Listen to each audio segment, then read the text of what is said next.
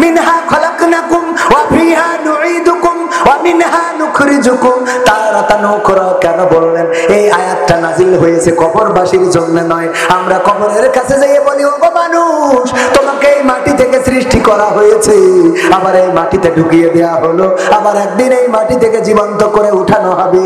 এই কথা বলার পরে ওই কবরবাসী বলেন দেখি আর সচেতন হওয়ার জায়গা আছে নাকি? সচেতন হওয়ার সুযোগ আছে?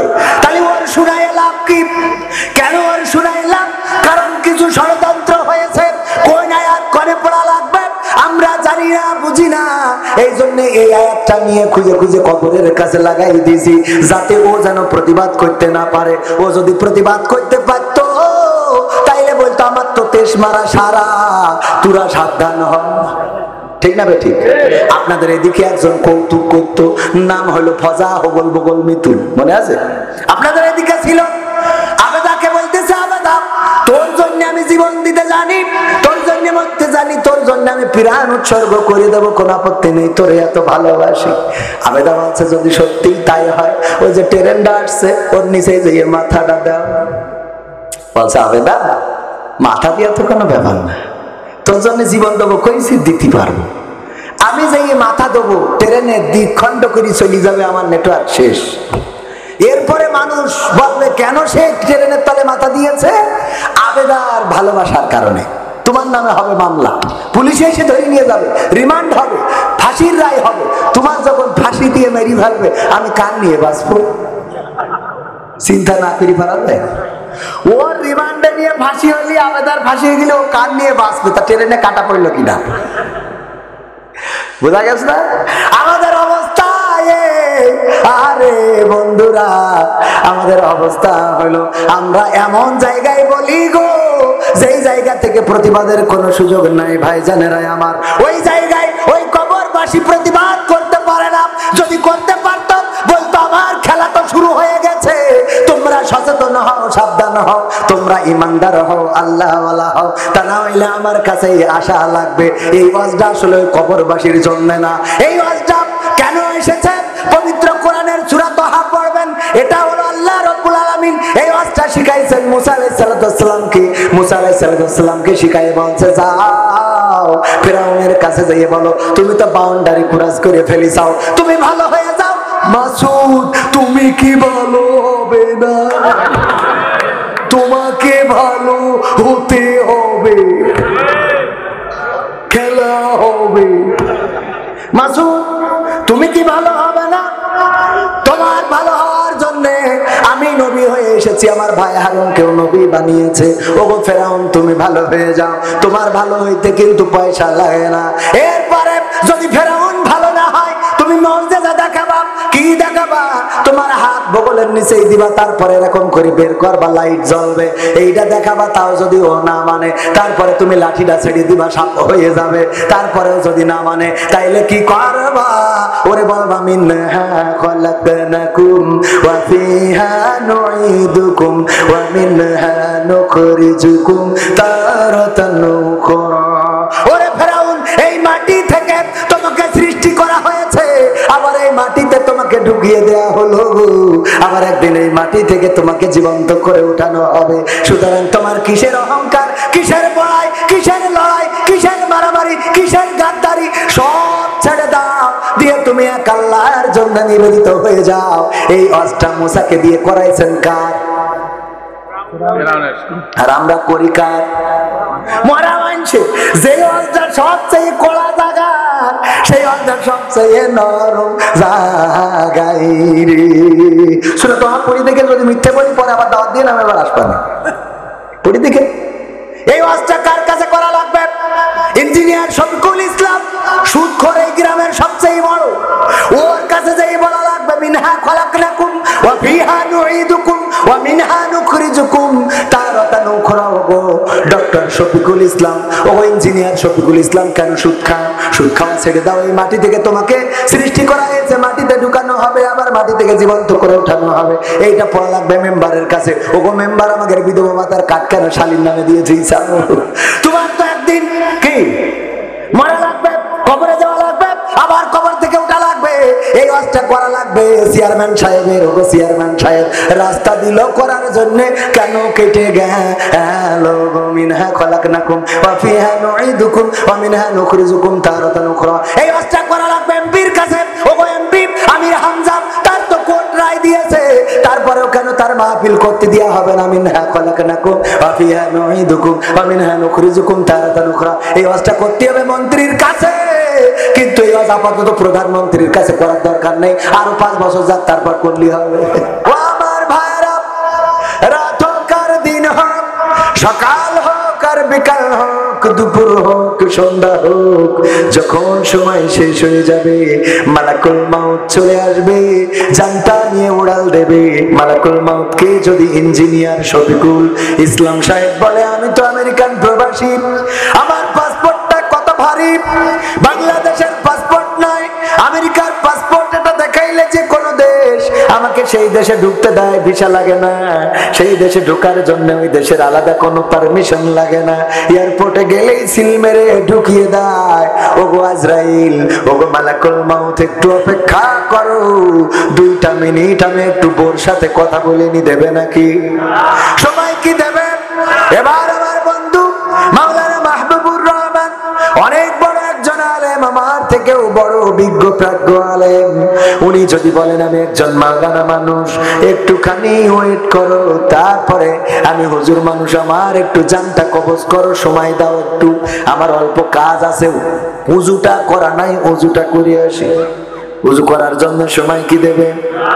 কেউ একজন নামাজ পড়বে, উজু করা শেষ, মৃত্যুর সময় হয়ে গেল, মালাকুল মাউত আসার পরে যদি বলে নামাজটা পড়তে দাও, নামাজ পড়ারও কি সুযোগ পাবে নাকি? না, পাবে না। আল্লাহর নবী একদিন নামাজ শেষ করে সাহাবীদের দিকে মুখ করে বসলেন বিশ্ব নবী, আখেরি জামানার পয়গম্বর হযরত মুহাম্মদ সাল্লাল্লাহু আলাইহি ওয়াসাল্লাম বলেছেন, এক মজলিসে একবার বললে হক আদায় হয়ে যায়, এটা ঠিক, তবে বারবার বললে কোনো ক্ষতি আছে নাকি? বরং যদি কেউ নবী মুহাম্মদ সাল্লাল্লাহু আলাইহি ওয়াসাল্লামের নাম শোনে আর যদি সে দুরূদ না পড়ে, তাহলে তার ধ্বংস চেয়েছেন ফেরেশতা জিবরাইল আর আমিন বলেছেন মুহাম্মদ সাল্লাল্লাহু বলেছেন না, বলেন নাই? মনে আছে কিনা? আল্লাহর নবী একদিন উঠলেন মসজিদের মিম্বারে, মসজিদের মেহরাবে প্রথম পা যখন রাখলেন বললেন আমিন, দ্বিতীয় মিম্বারে যখন দ্বিতীয় সিঁড়িতে পা রাখলেন বললেন আমিন, তৃতীয় সিঁড়িতে যখন পা রাখলেন বললেন আমিন। আল্লাহর নবীর সাহাবীরা বললেন, ওগো নবী, আপনি কেন 3 বার সিঁড়িতে পা রেখে আমিন বললেন?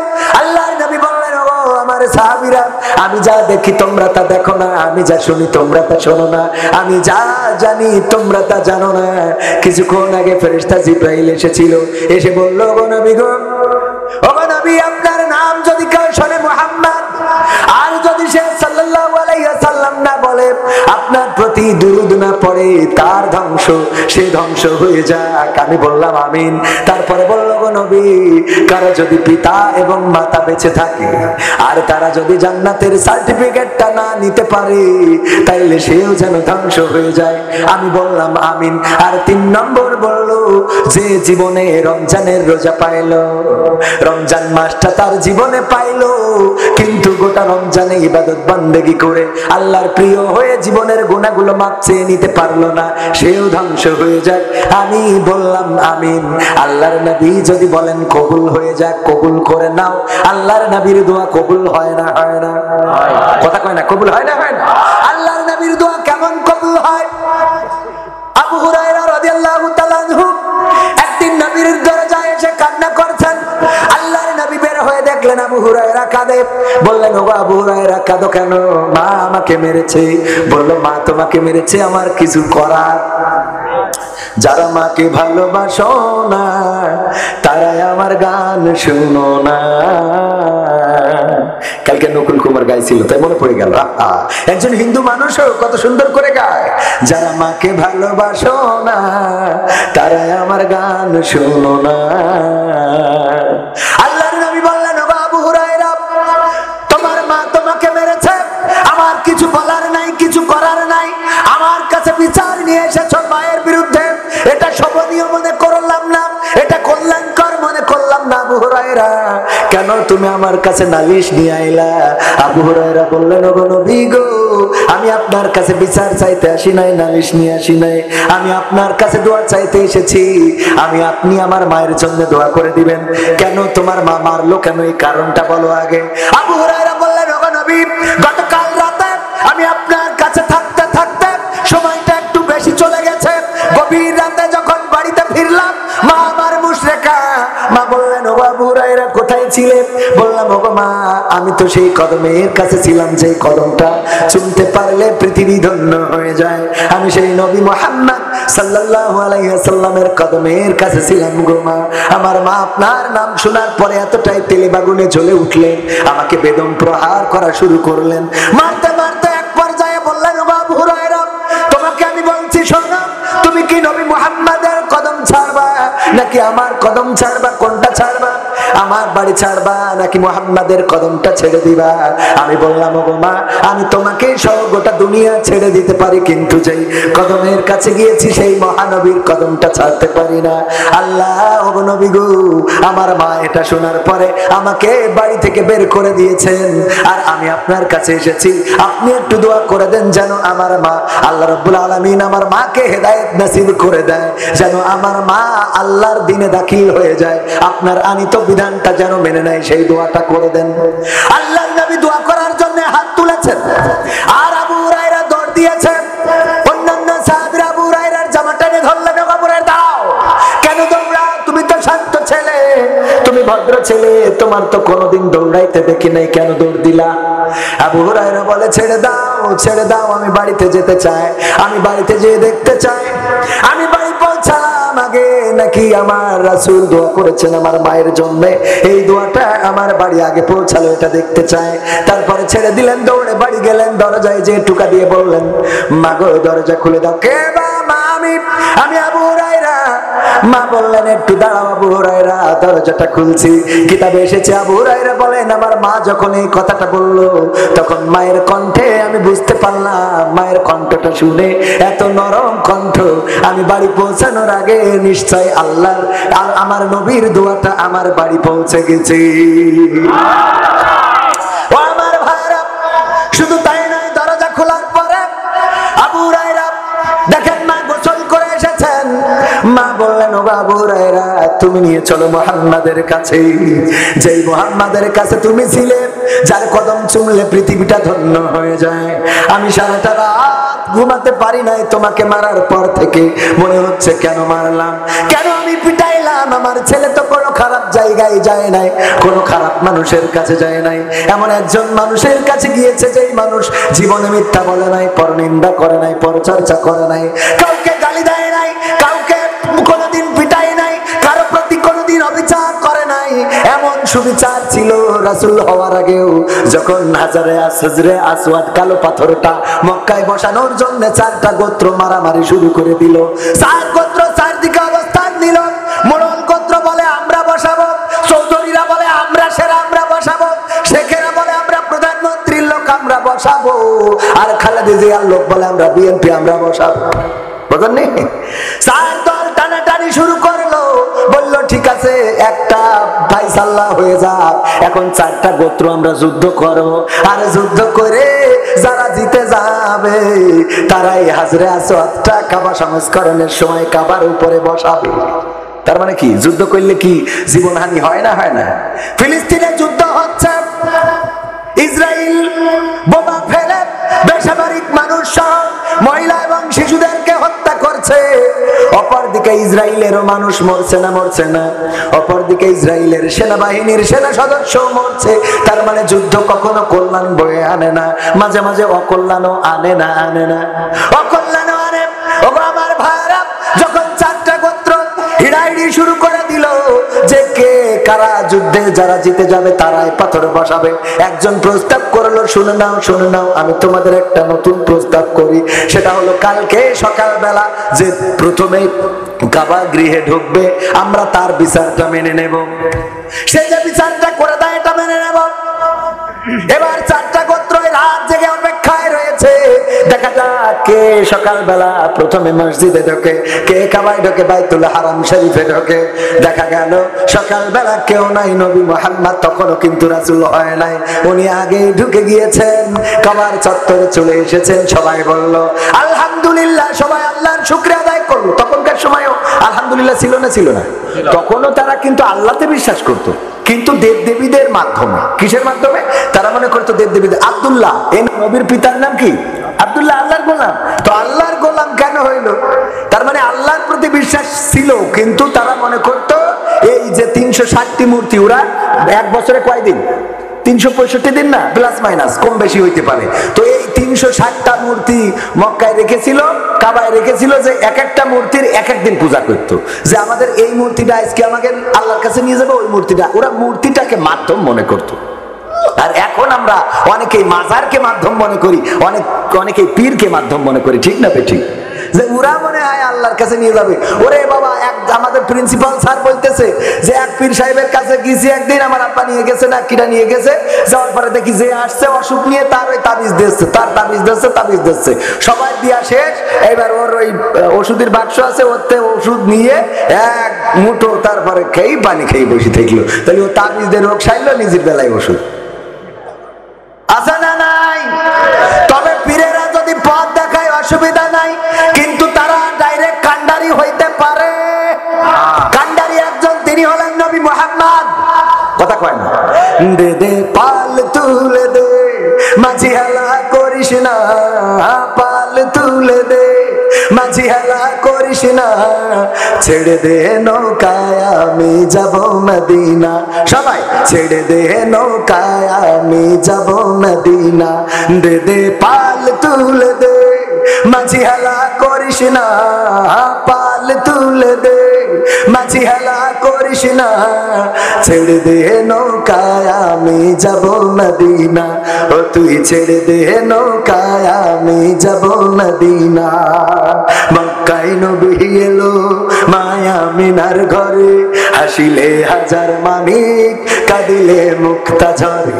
মক্কায় নবী এলো মায়া মিনার ঘরে, হাসিলে হাজার মানিক, কাঁদিলে মুক্তা ঝরে।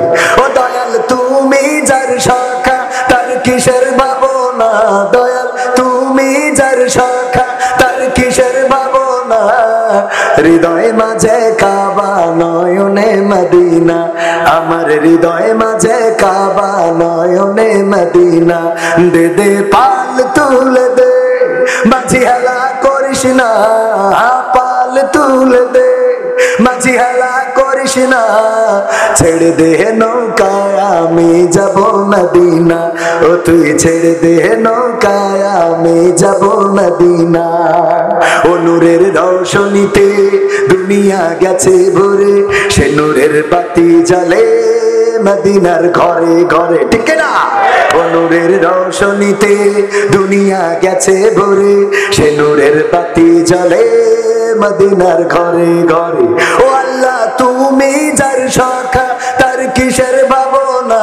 দয়াল, তুমি যার সখা, তার কিসের ভাবনা? হৃদয় মাঝে কাবা, নয়নে মদিনা, আমার হৃদয় মাঝে কাবা, নয়নে মদিনা। দে দে পাল তুলে দে, মাঝি হেলা করিস না, পাল তুলে দে, মাঝি হেলা করিস না, ছেড়ে দে নৌকায় আমি যাব মদিনা। ও তুই ছেড়ে দে নৌকায় আমি যাব মদিনা। এই মদিনায় যাওয়ার ইচ্ছা আছে? মক্কায় যাওয়ার ইচ্ছা আছে? সব হয়, কিন্তু মক্কা মদিনায় যাওয়া হয় না। অথচ টাকা বেশি লাগে না। আমার নিজেরও হজ কাফেলা রয়েছে, শরীফ হজ গ্রুপ, আপনাদের জন্য করেছি বিনা একদম মানে ন্যূনতম খরচে যেন হজ উমরা করে আসতে পারেন। যারা করবেন অবশ্যই খোঁজ খবর রাখতে পারেন। পাশাপাশি যেটা এখনকার সময়, একটা গরু বিক্রি করলেই তো উমরার টাকা হয়ে যায়। একটা গরু বিক্রি করলে হয় না? হয় না? ওমরায় যাইতে 1,20,000 থেকে 1,15,000, 20, 30 এই শুরু। আপনি আরো ভিআইপি সার্ভিসও পাবেন, কিন্তু ন্যূনতম 1,20,000 টাকার মতো একটা বাজেট ন্যূনতম রাখা লাগে। একটা গরু বিক্রি করলে এখন 1.5 লাখ, 2 লাখ, 1,80,000, 2,60,000 আছে না নাই? এই গরু বেচে সব কিনা হয়, কিন্তু মক্কা মদিনা যাওয়া হয় না। রাসূল আমাদের সুপারিশকারী হবেন, ঠিক না বেঠিক?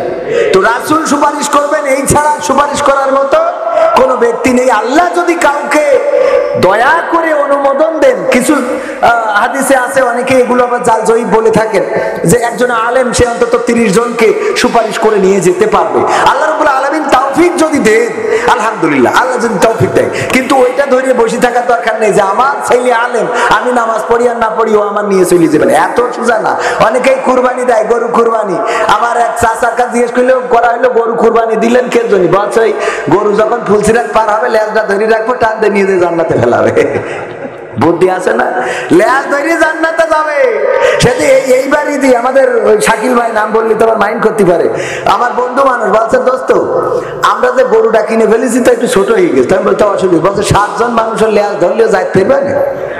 হ্যাঁ, ওর টেনশন হইলো গরুটা ছোট হয়ে গেছে, 7 জন লেজ ধরবে, তো এই লেজ ধরলেও বলছি রাতে টানবে কি করিও। তার মধ্যে তো 7 জনের ছোট কিনি যাও কেন? তো কিনলাম কুরবানির কথা। মানে আল্লাহ জায়গায় যে বলছে যে বাজারতে এসে এই দূর ছেলের কাছে টাকা দিয়েছে, টিফিনের টাকা 5 টাকার নোট নিয়ে গেছে দোকানে, কেউ নিনি, বাড়ি এসে ছেলে কাঁদছে, কি টাকা দিয়েছে আমি নিতে পারছি, কাঁদছিস কেন? যে টাকা নিনি অসুবিধা নেই, শুক্রবারে মসজিদে নিয়ে যে সামনে, যে টাকা কোন জায়গায় চলবে না সেই টাকা চলার জায়গা আছে না নাই? কথা কয় না, আছে না নাই? এই যদি হয় আমাদের ইমানের অবস্থা, গাছে উঠেছে বিশাল ঝড়, বলছে আল্লাহ ঝড় দেওয়ার সময় তুমি পাইলে না, এখন এই মগডালে উঠেছি আম পাড়ার জন্য, তুমি ঝড় শুরু করে দিছাও। আল্লাহ যদি আমি ভালোভাবে নিচে নামতে পারি, 2টা গরু তোমার ঘরে দান করে দেবো। কই আসতে করি ওই মগ ডালের যে একটু নিচে মোটা ডালের কাছে কাছে এসেছে, বলছে আল্লাহ 2টো গরু খোয়াতে দেবানে, এত গরিব আমি, তুই তো নিজেও জানো, আর তোমার তো কোনো অভাব নেই, তা গরু 2টো দিতে হবে কেন? 2টো ছাগল দেবান আল্লাহ, তুমি 2টো ছাগলে সন্তুষ্ট থেকে নে।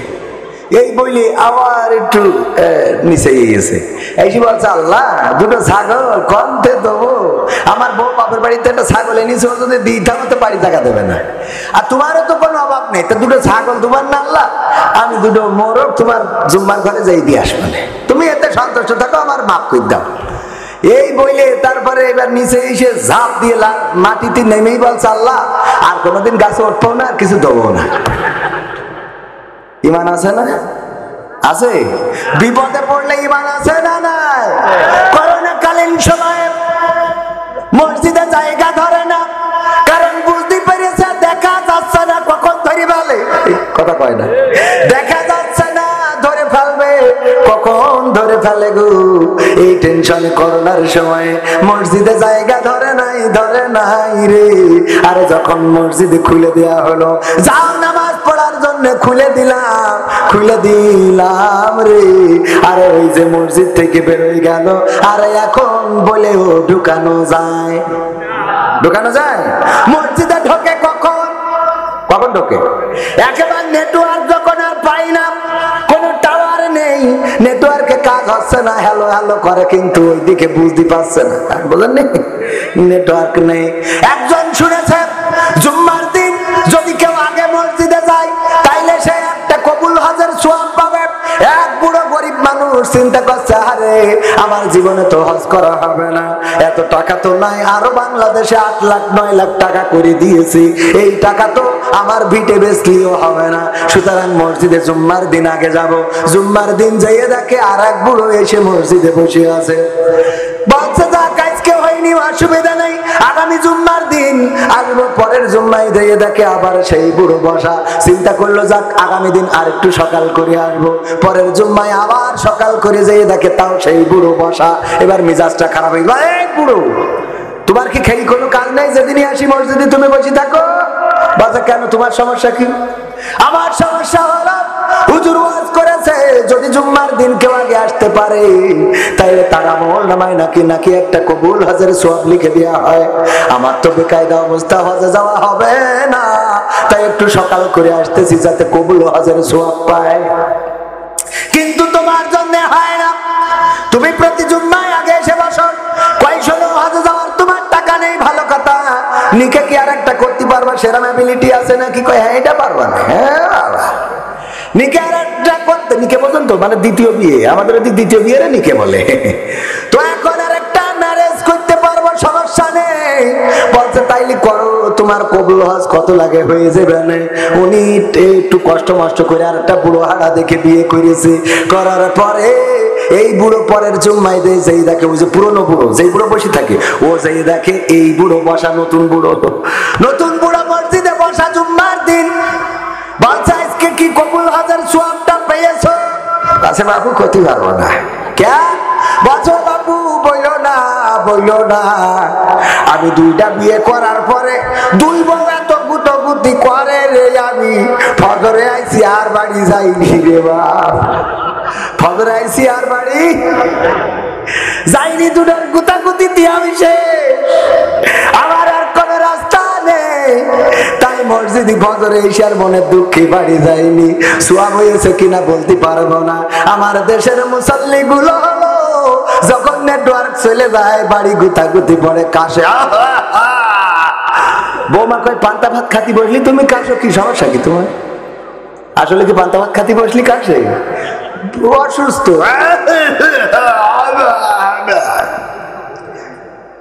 এই ছেলে বলে আব্বা শুরু করি চাও কি? ভাত খাতি বসছি আর তুমি এখানে শুরু করি চাও। দেখে যে বাড়ি থাকার কায়দা নেই, এবার ওখানে যায় সিরিয়ালের দোকানে, মানে ওই যে চার দোকানে, ওখানে যাই যদি বসে আবার চা খাচ্ছে, অন্য যুবকরাও খাচ্ছে শুরু করে। তোমার কাজ নাকি চার দোকানে কেন তুমি? ওর নেই কোনো গতি। এইবারে যাই ইমামতিথি, এইবার মসজিদে যাইয়ে ওখানে যাইয়ে পায়খানা করে হেগেটি আসে, তা পানি মারে না, ঠিক না বেঠে? ওই জায়গায় যাইয়ে লেটাই পেটাই, আর ওখানে তো কেউ কিছু বলার নেই, কারণ মসজিদ আল্লাহর ঘর, কি ডাকি কবে কথা কয় না। নেটওয়ার্ক যাওয়ার পরে মসজিদি, ওরে আল্লাহর বান্দারা রে, ওই ইবাদত কবুল হবে না রে। বুঝাই দেবো কেন হবে না? বুঝাই দেবো। ও আমার ভাইরা, আমার ভাইজানের ওয়াইফ বিয়ে করার পরে মুখে দাড়ি বইলে ঘরে আসে না, একবারে শোয় না, কারণ মানুষ বলেছে তোর বরের মুখে দাড়ি। এই কারণে বউ আলাদা সই যায়, এমন বুড়ো বরের সাথে শোনো না। উনি তাবিজ নিয়েছে বিভিন্ন জায়গায়, ওই যে হুজুরির কাছে, তারপরে মাদ্রাসার খাদিজাতুল কুবরার মাদ্রাসার মুফতামিমের কাছে, সবার কাছ থেকে তাবিজ নেওয়ার পরে কোনো কাজ হয় নাই। পীর সাহেবকে চরমনাই গেছে, হয় নাই। মাঝভান্ডারিতে গেছে, হয় নাই। খাজা বাবাই গেছে, হয় নাই। আমার তাইরি ভাইয়ের কাছে গেছে, তাও হয় নাই। আপনাদের এখানে মাজারুল ইসলাম মাঝারি ভাই এসেছে, ওর কাছ থেকে নিয়েছে, তাও হয় নাই। এবার গ্রামের একটা ভাঙাচুরা হুজুর ছিল, ওর কাছে যেই বলছে, হুজুর গো, আমার বউ আমার ঘরে শোয় না, যদি একটা তাবিজ করিয়ে দিতেন। ও তাবিজ একটা করে দিয়েছে। ওই তাবিজ দিয়ে যেয়ে বলেছে যে বালিশের নিচেই দিবা, ওই দিন বালিশের নিচেই দিয়েছে। আর ওই রাতি বউ এসে ঘরে বুঝলেন, আচ্ছা খুশি কি খুশি গো, এতদিন কত বড় বড় হুজুরির কাছে গেলাম, কাজ হলো না। জামাতের নেতার কাছে গেলাম, হেফাজতের নেতার কাছে গেলাম, চরমনার নেতার কাছে গেলাম, আটরশির নেতার কাছে গেলাম, আওয়ামী লীগের ওলামা লীগের কাছে গেলাম, ধর্ম বিষয়ক মন্ত্রীর কাছে গেলাম, না কাজ হলো না। আর গ্রামের এই ভাঙাচুরা হুজুর, যার কেউ ডাকে না, তার তাবিজে এসেছে, ও তাড়াতাড়ি করে সকালবেলা গোসল মেরেই গেছে বাজার করার জন্য। বাজার করে এনে বোর কাছে দিয়েছে, নাও রান্না করো। এই যে মাছ, গোশ, হরিণের গোশ, ছাগলের গোশ, বিলার গোশ, হাতির গোশ, সব ঘরে। বলছে এত বাজার কেন? আছে ঘটনা, যে কৃষির ঘটনা রাখতো। আমি আজকে এক হুজুরির দাওয়াত করি, খাবো। কোন হুজুরির? আছে, তুমি আগে রান্না করো না। তুমি বলো কিসের জন্য এত রান্তি হবে? কে এমন বড় মানুষ? এই আবার কমে গেল কেন? কমে গেল কেন? কে এমন বড় মানুষ? কমে গেল কেন? হ্যাঁ, হ্যালো, কে এমন বড় মানুষ? কে এমন? কার দাওয়াত করে খাওয়াবা গো? বলছে দেখো, আমার গ্রামের ইমাম সাহেবের দাওয়াত করে খাওয়াবো। কেন খাওয়াবা? বলছে আমার সোনার ময়না পাখি গো, তোমার বিয়ে করার পর থেকে আমার ঘরে ঘুমাও না। আমি কত হুজুর, মুফতি, মাওলানা, মুহাদ্দিস, কারীদের কাছে যেয়ে তাবিজ আনলাম, কাজ হইল না। কিন্তু আমার গ্রামে যে এত বড় হুজুর আছে জানতাম না রে। আমার এই ভাঙাচুরা হুজুরের তাবিজ আনলাম, আর ওই রাতে তুমি আমার ঘরে এসেছো। সুতরাং ওই হুজুরির আমি একটু দাওয়াত করে খাওয়াবো, ভালো করে রান্না করো। বলছে আমি হুজুরির তাবিজে আইছি। কইলো কিডা? বলছে তবে কি গতকালকেই তো এনে বালিশের মধ্যে রাখিছি। বলছে না, আমি হুজুরের তাবিজে আসি নাই, আমি এসেছি গতকাল আমি যে ঘরে ঘুমাই ওই ঘরে শিং করে শিং কেটে একটা চোর ঢুকেছে, ঢুকে ঘরের মধ্যে যে টাকা পয়সা গয়না গাটি ছিল সব বের করে নিয়ে গেছে। আলনা আলমারিতে যা ছিল নিয়েছে, এলইডি নিয়েছে, টিভি ওয়াইফাই ইন্টারনেট যা ছিল সব ঘরে নিয়ে গেছে। নিয়ে যাওয়ার পরে লাস্টে শুধু আমি আর ওই খালি ঘরে ছাড়া কিছু নেই। এবার দেখি আমার দিকে তাকাচ্ছে, মনে করলাম আমারও তালি মনে হয় এবার চোরে নিয়ে যাবে। এই ভয়তে আমি তোমার ঘরে আইছি, কারণ তাবিজে আসি নাই। স্বামী দুঃখ করে বলতেছে, ওরে আমার বউ বউ গো, সেই তো আমার ঘরে আসলি, কিন্তু ঘরটা খালি করে থুয়ে কেন আসলি? যদি একটু আগে আইতিস তাইলে ওখানে যেই আমি অন্তত কিছু সম্পত্তি রক্ষা করতে পারতাম না। তেমনি ভাবে যারা বুড়ো বয়সে করতে করতে মসজিদে আসেন, আমার আল্লাহ বলে, ওরে আল্লাহর বান্দা, তোদের কত করে ডাকলাম যে আয় নামাজের দিকে, আয় আয় কল্যাণের দিকে, আয় কোরআনের কাছে, আয় ইসলামের কাছে, আইলি না। এমন সময় আইলি যেই সময় সব খালি রে। কথা কি বোঝা গেছে? পবিত্র কোরআনের সূরা তাহা 20 নম্বর সূরা 55 নম্বর আয়াত তেলাওয়াত করেছি। আয়াতটা সবাই পারি না, সবাই পারি, সবাই পড়ি, পড়েন সবাই। মিনহা খলাকনাকুম ওয়া ফিহা নুঈদুকুম ওয়া মিনহা নুখরিজুকুম তারাতান উখরা। এই আয়াত আমরা পড়ি কখন? মানুষ মাটি দেওয়ার সময়। কখন পড়ি? মাটি দেওয়ার সময়। আসলে কি এই আয়াতটা মাটি দেওয়ার জন্য নাজিল হয়েছে জানেন আপনারা? কেউ বলতে পারবেন না। পারবেন, অনেকেই পারবেন, সাহস করে বলেন না। আবার আমি তো পড়া নিচ্ছি না যে তাই বলবেন। আসলে জানেন অনেকে। এখানে অনেক আলেম ওলামা আছে যারা আমার থেকে অনেক ভালো জানে, আমি এটা বিশ্বাস করি। তাদের সামনে কথা বলা অনেকটা বেয়াদবের মতো, কিন্তু কিছু তো করার নাই, কারণ ভালো আলেম তুলে দিলে আপনারা তো থাকবেন না। এ ভাই আওয়াজটা কমে যাচ্ছে কেন? আজ থেকে একটু আর একটু বাড়াই দেন, টাকা ধরি দেবো না। হ্যাঁ, একটু আওয়াজ দেন। হ্যাঁ, এইবার একটু আওয়াজ না পালে আমাকে নেটওয়ার্কে কাজ করে না। এখন বড় আলেম যদি এখানে তুলে দেওয়া হয়, আলেম যদি সুন্দর করে ওই যে হাস রস কৌতুক দিয়ে না কইতে পারে, তাহলে তো শুনবেন না। এটা আর এক জ্বালা।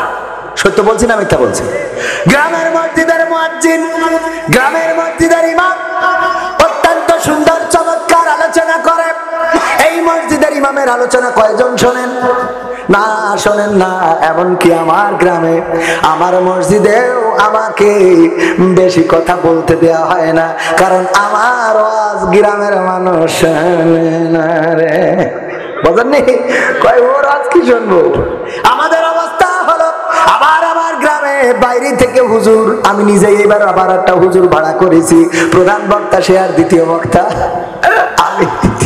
টাকা তুলতে হবে, বুঝেননি? কারণ আমার গ্রামের মানুষ ওরা টাকা দিয়ে অন্য হুজুর এনে ওয়াজ শুনবে, কিন্তু ফিরিয়ে আমার ওয়াজ শুনতে রাজি না। আপনার গ্রামেও সেম অবস্থা। অনেকে ইমাম বাছাই করে, ইমাম সাহেবের গ্রামের যে হাফেজ তাকে মসজিদে ইমামতিতে নেয় না, কারণ ওর বউ নাকি মাঠে ছাগল খাওয়াতে যায়। তো বাইরের গ্রামে যে হুজুর আসে তার বউ যে গরু খাওয়াতে যায় না, তার গ্রাম ঠিকই কথা কয় না। তুমি যে বাইরের হুজুর এনে গ্রামের ছেলেটারে যদি তুমি প্রতিষ্ঠিত করে দিতা, তাইলে ওর তো কষ্ট করে এই শীতের সকালে সাইকেল চালায় 3 মাইল দূরে যে নামাজ পড়ানো লাগে, আর তোমার গ্রামে আবার 6 মাইল দূরত্বে আর এক হুজুর আসে। তুমি যদি তোমার গ্রামের ইমামদারে চাকরি দিতে এখানে, তাইলে বাড়িতে থেকে 2টা গরু পুষতে পেত, আবার ইমামতিও করতো। সুতরাং 2টা টাকা কম দিলেও কোনো অসুবিধা ছিল নাকি? কথা কয় না। এই মাইন্ডসেট আমাদের নেই যে আমাদের গ্রামের লোকের ছেলের ইমামতি দেবো তো বড় লোক হয়ে যাবো। ও দেবো কেন? ও লিডারিও করবে কেন? খেলা হবে না, ও দিয়ে খেলা। সত্য বলছি না মিথ্যা বলছি? এই মাইন্ডসেট দূর করার দরকার আছে না নেই? মাইন্ডসেট দূর করতে পারবে? গ্রামের যে ইমাম, গ্রামের হাফেজ, গ্রামের কোরআনের খাদেম, তাদেরকে গ্রামের মসজিদে ইমামতি দেবেন, যেন কষ্ট করে অন্য দূরে না যেতে হয়। ও আমার ভাইরা, এটা যদি করতে পারেন, তাহলে আপনার গ্রামের হুজুর আপনার গ্রামেই থেকে গেল। এই যে কটা উঠেছে দেখেন, সবগুলো জুম্বা পড়া। সবগুলো জুব্বা পরে না? এটা দেখবেন প্রতি মাহফিলে আমি প্রায়ই বলি যে আপনারা আসেন কেন ভাই? আপনারা বড় বড় আলেম ভাই, আপনারা দূরই থাকবেন। এই ছোট ছোট মানুষদের নাম দেখিয়ে খবরদার আসবেন না। বড় বড় পরহেজগার, মুহাদ্দিস, মুফতি ওইগুলো আগে উঠে চলে গেল, তো অন্যরা কি করবে? নিজেরা যারা ইমামতি করে, অধিকাংশ ইমাম আছে ইমামতির জন্য নামাজ পড়ায়, যখন ইমামতিটা ছুটিতে যায় নামাজও পড়ে না, এই সেই হুজুরগুলো উঠে গেল। সত্য বললাম কিনা যাচাই করে দেখেন, আমি বলিয়ে রাখলাম। কারণ এরা আল্লাহর জন্য বসে না, কথা কয় না। এখানে বসেছেন আমার জন্য না আল্লাহর জন্য? এখানে বসাটা কার জন্য হবে? আল্লাহর জন্য। আমি যে কথা বলছি আমার বাপের কথা বলছি, একটা কথা আমি বানানো কথা বলেছি। তো আপনার গায়ে লাগলো কেন, জ্বললো কেন, সমস্যা কেন? কোন জায়গায় সমস্যা, কোন জায়গায় ভুল? আসো স্টেজে এসে বলি দাও, আমি তোমার ভুল মেনে নিয়েছি, তুমি উঠে চলে যাচ্ছ। হুজুর মানুষ তুমি, জুব্বা পরা, লম্বা পাঞ্জাবি পাগড়ি পরে বসে আছো, তোমার ভালো না লাগলে মোট এখানে এসে না পরিবেশ নষ্ট করবা কেন? কথা কয় না, ঠিক না? আমি ঠিক বললাম।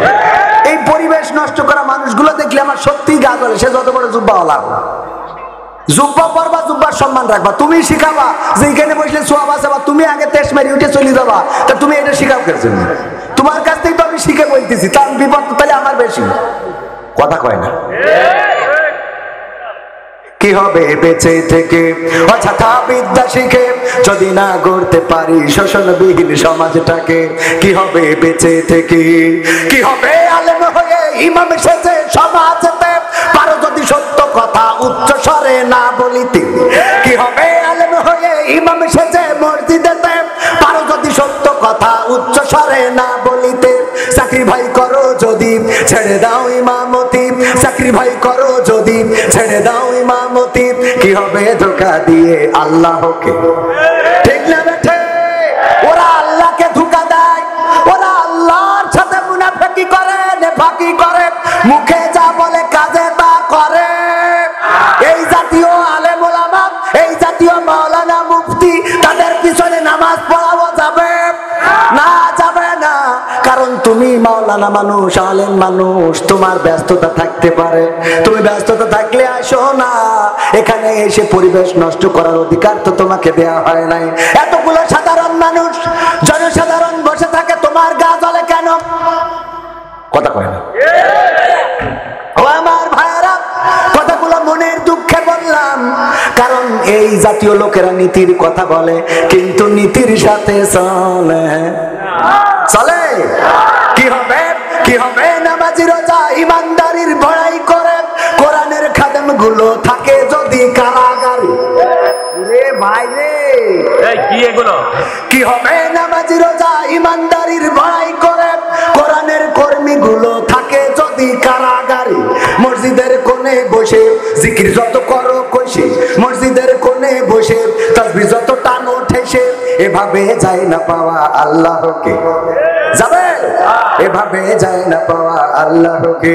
কি হবে বেঁচে থেকে অযথা বিদ্যা শিখে যদি না গড়তে পারি শোষণবিহীন সমাজটাকে? কি হবে বেঁচে থেকে? কি হবে লেখালেখি কলমবাজির ওই মহড়া, সমাজের আসল চিত্র যদি না যাই তুলে ধরা? কি হবে টিভি চ্যানেল সাংবাদিকের এই ক্যামেরা, সমাজের আসল চিত্র যদি না যাই ভিডিও করা?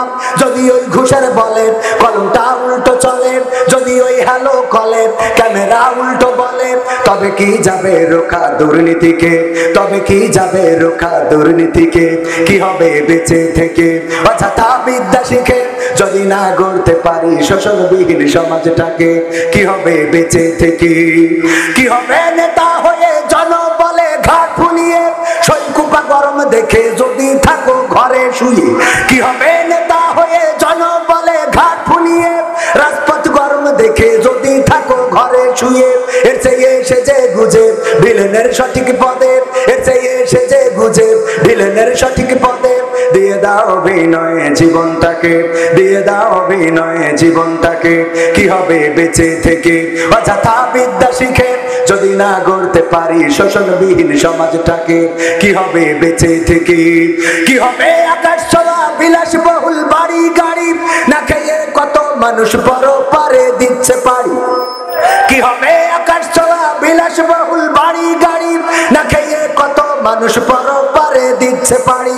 আজরাইল আসবে যবে মাটিতেই পড়ে রবে, আজরাইল আসবে যবে মাটিতেই পড়ে রবে, কোনো কাজে লাগবে না ওই প্রাসাদটাকে, কোনো কাজে কি লাগবে? আমার শফিকুল ইসলাম উনি ইঞ্জিনিয়ার মানুষ, তো কি কবরে যাওয়ার পরে কোনো কাজে আসবে? কবরে যাওয়ার পরে যদি মুনকার নাকির প্রশ্ন করেন, বলেন মান রব্বুকা ওয়া মান দীনুকা ওয়া মান নাবিয়ুকা, উনি যদি বলেন আমি ইঞ্জিনিয়ার, আমি আমেরিকান প্রবাসী, আমি একজন বাংলাদেশের নাগরিক, বলেন কোনো কাজ হবে নাকি? না, কাজ হবে না। সেখানে দরকার কিসের? কিসের? প্রথমে একটা গান বলেছিলাম, মনে আছে কিনা? আল্লাহ তুমি সাথী হয়ে থেকো, আমাদের সাথী হিসেবে কাকে পেতে চাই? আল্লাহ যদি কারো সাথী হয়ে যায় সে কবরের সাথী হবে। আল্লাহ রাব্বুল আলামিন যদি কারো সাথী হয়ে যায়, অসুস্থতায় সাথী হবে, অভাবের সময় সাথী হবে, বিপদের সময় সাথী হবে, মুসিবতের সময় সাথী হবে। কিন্তু অনেকে যারা সাথী হিসেবে আমরা খুঁজি, ওই সাথীগুলো বিপদের দিন সাথে থাকি। কথা কয় না, থাকে। বিপদের সময় বন্ধু চেনা যায়, এই কথা আমরা প্রায়ই বলি। যখন বিপদে পড়া হয় তখন বন্ধুরা কাজে আসে না। হঠাৎ টাকার দরকার, ফোন দিলাম মাহবুবুর ভাইয়ের কাছে, ও ভাই 5,000 টাকা কি ধার দেয়া যায়? মাহবুবুর ভাই বলল যে না, উপায় নাই, টাকা দেওয়ার মতো টাকা নাই। আমি শফিকুল ইসলাম ভাই ইঞ্জিনিয়ার, উনাকে বললাম আমেরিকায় থাকেন, আমার যদি 50,000 টাকা দিতেন বিপদটা কেটে যেত। আমার ভাইজান বলল কবির ভাই, আমার মাদ্রাসার মাহফিল করতে যেয়ে টাকা শেষ, আমি এখন টাকা দিতে পারবো না, আমার পকেটটা ফাঁকা। কথা কয় না? আমার কথা কি বুঝতে পারছেন আপনারা? এই কথা বলে না, বলে না।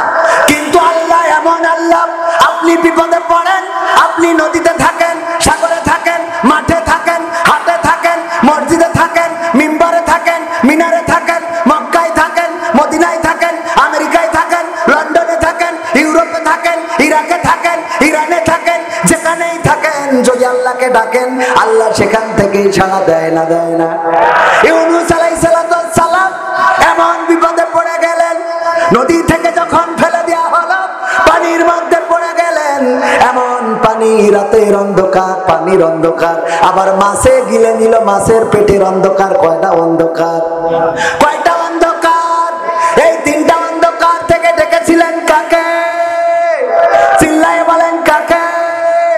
আল্লাহর নাম কি আর একটু জোরে বলা যাবে না? কাকে? আল্লাহকে ডাকার পরে আল্লাহ বললেন ও ইউনূস, না আমি তোমার কথা শুনবো না, তুমি এত রাতে আমারে কেন ঘুম ভাঙায়া দিলা? এত রাতে কেন আমারে ডাকলা? পানির নিচ থেকে কেন ডাকলা? কেন তুমি নদীর উপরে থাকার পরে থাকার সময় ডাকো নাই? বিপদে পড়ে কেন ডাকলা? এই কথা বলেছে নাকি? না, বলে নাই। বরং আল্লাহ কি বললেন?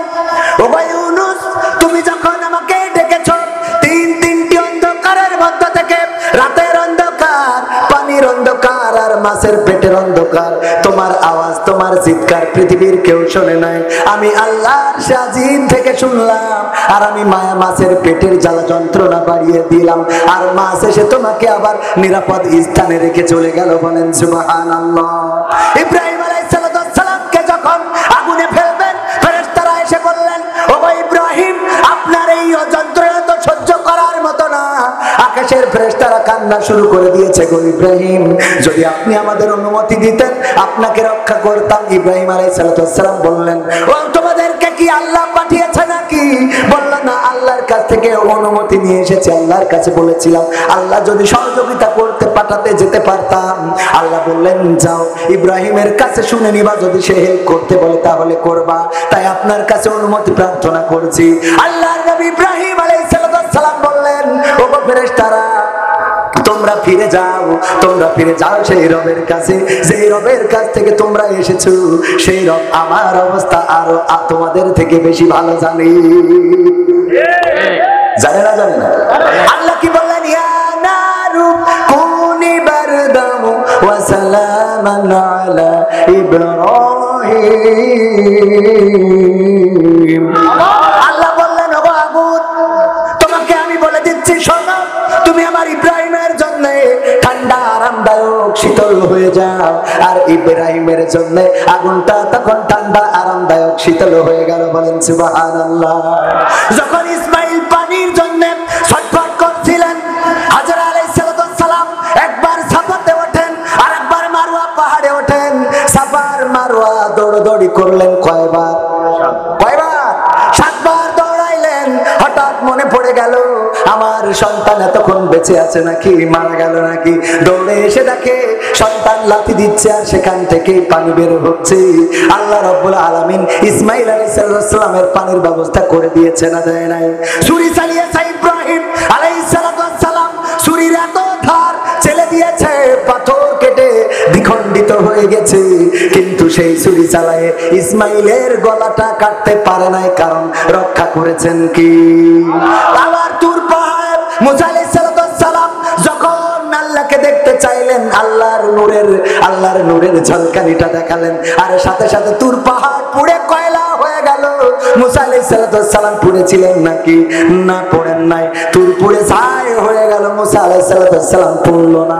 এমন ভাবে আল্লাহ রাব্বুল আলামিনকে যারা চেয়েছে, আল্লাহকে যারা খুঁজেছে, তারা আল্লাহকে পেয়েছে, আর যারা চায় নাই তারা আল্লাহকে কখনো পায়। কথা কয় নাই? পাইছে? আল্লাহকে চাইব অন্তর থেকে।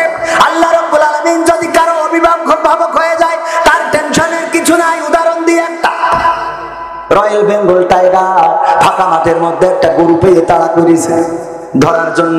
গরু দৌড়ায়, টাইগারও দৌড়ায়। দৌড়াইতে দৌড়াইতে গরু দেখে এক জায়গায় নরম কাদা আছে, ওই কাদার মধ্যে ঝাঁপ দিয়েছে, আর বাঘও ঝাঁপ দিয়েছে, কিন্তু বাঘের দৌড়টা এত বেশি ছিল যে ও গরু রেখে আরো 3 হাত সামনে যেয়ে পড়েছে কাদার মধ্যে। গরু যেখানে পড়েছে 3 হাত সামনে যেয়ে পড়েছে বাঘ। পড়ার পরে এখন বাঘ যত ছটফটা করছে তত আটকে যাচ্ছে, গরু ছটফট না করি চুপচাপ বসে আছে, বসিতে জাবর কাটাচ্ছে। বাঘ বলতেছে, আসলে তো তুই বলো। বলছে কেন? বলছে এই বিপদে পড়ে আছি কাদার মধ্যে, তুইও বেরোতে পারছিস না, আমিও বেরোতে পারছি না, এর মধ্যে তুই যে জাবর কাটাচ্ছিস, তোর তো আসলে বলো ছাড়া তো কিছু বলা যায় না। তা বলছে তার সমস্যা কি? সমস্যা না, আমি যদি তোরে ধরতে পারতাম তাইলে তোরে আমি খেয়ে আমি বেঁচে থাকতাম, তুই মারা যাচ্ছিস সেটা ঠিক, কিন্তু আমি তো বেঁচে থাকতাম। আবার তুই যদি দৌড়ে পালাতে পারতিস তাহলে দুইজনই বেঁচে থাকতাম। আবার এখন যে বিপদে আমরা পড়েছি, চিন্তা করি দেখ, তুইও বাঁচবি না, আমিও বাঁচবো না। কয় টাইগার, আসলে বলো তো আমি না, বলো তো তুই।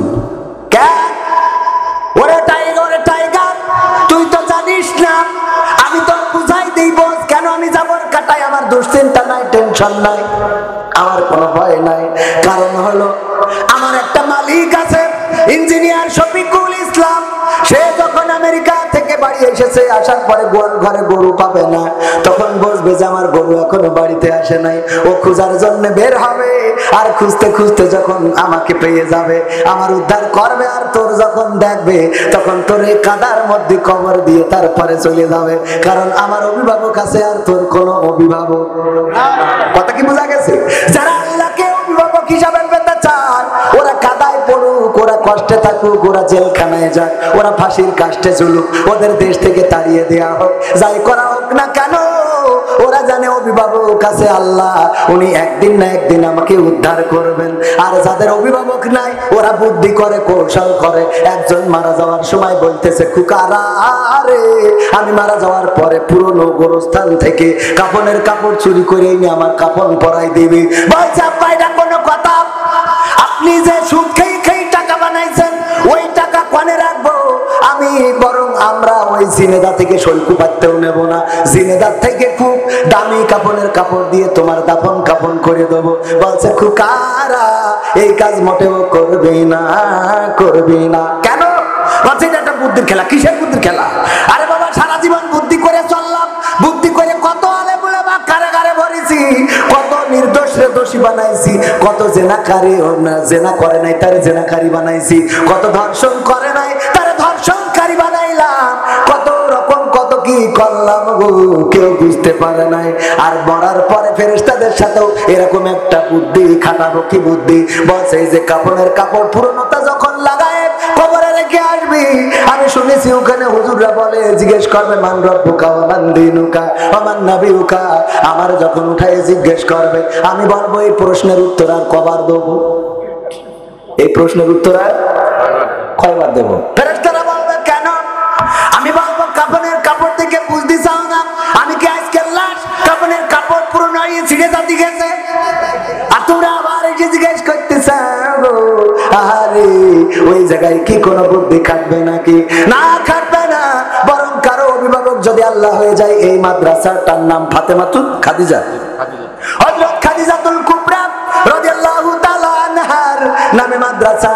এই খাদিজাতুল কুবরা রাদিয়াল্লাহু তাআলা আনহা ইন্তেকালের সময় রাসূলকে কাছে ডাকলেন, ও গো রাসূল, একটু কাছে আসেন গো রাসূল।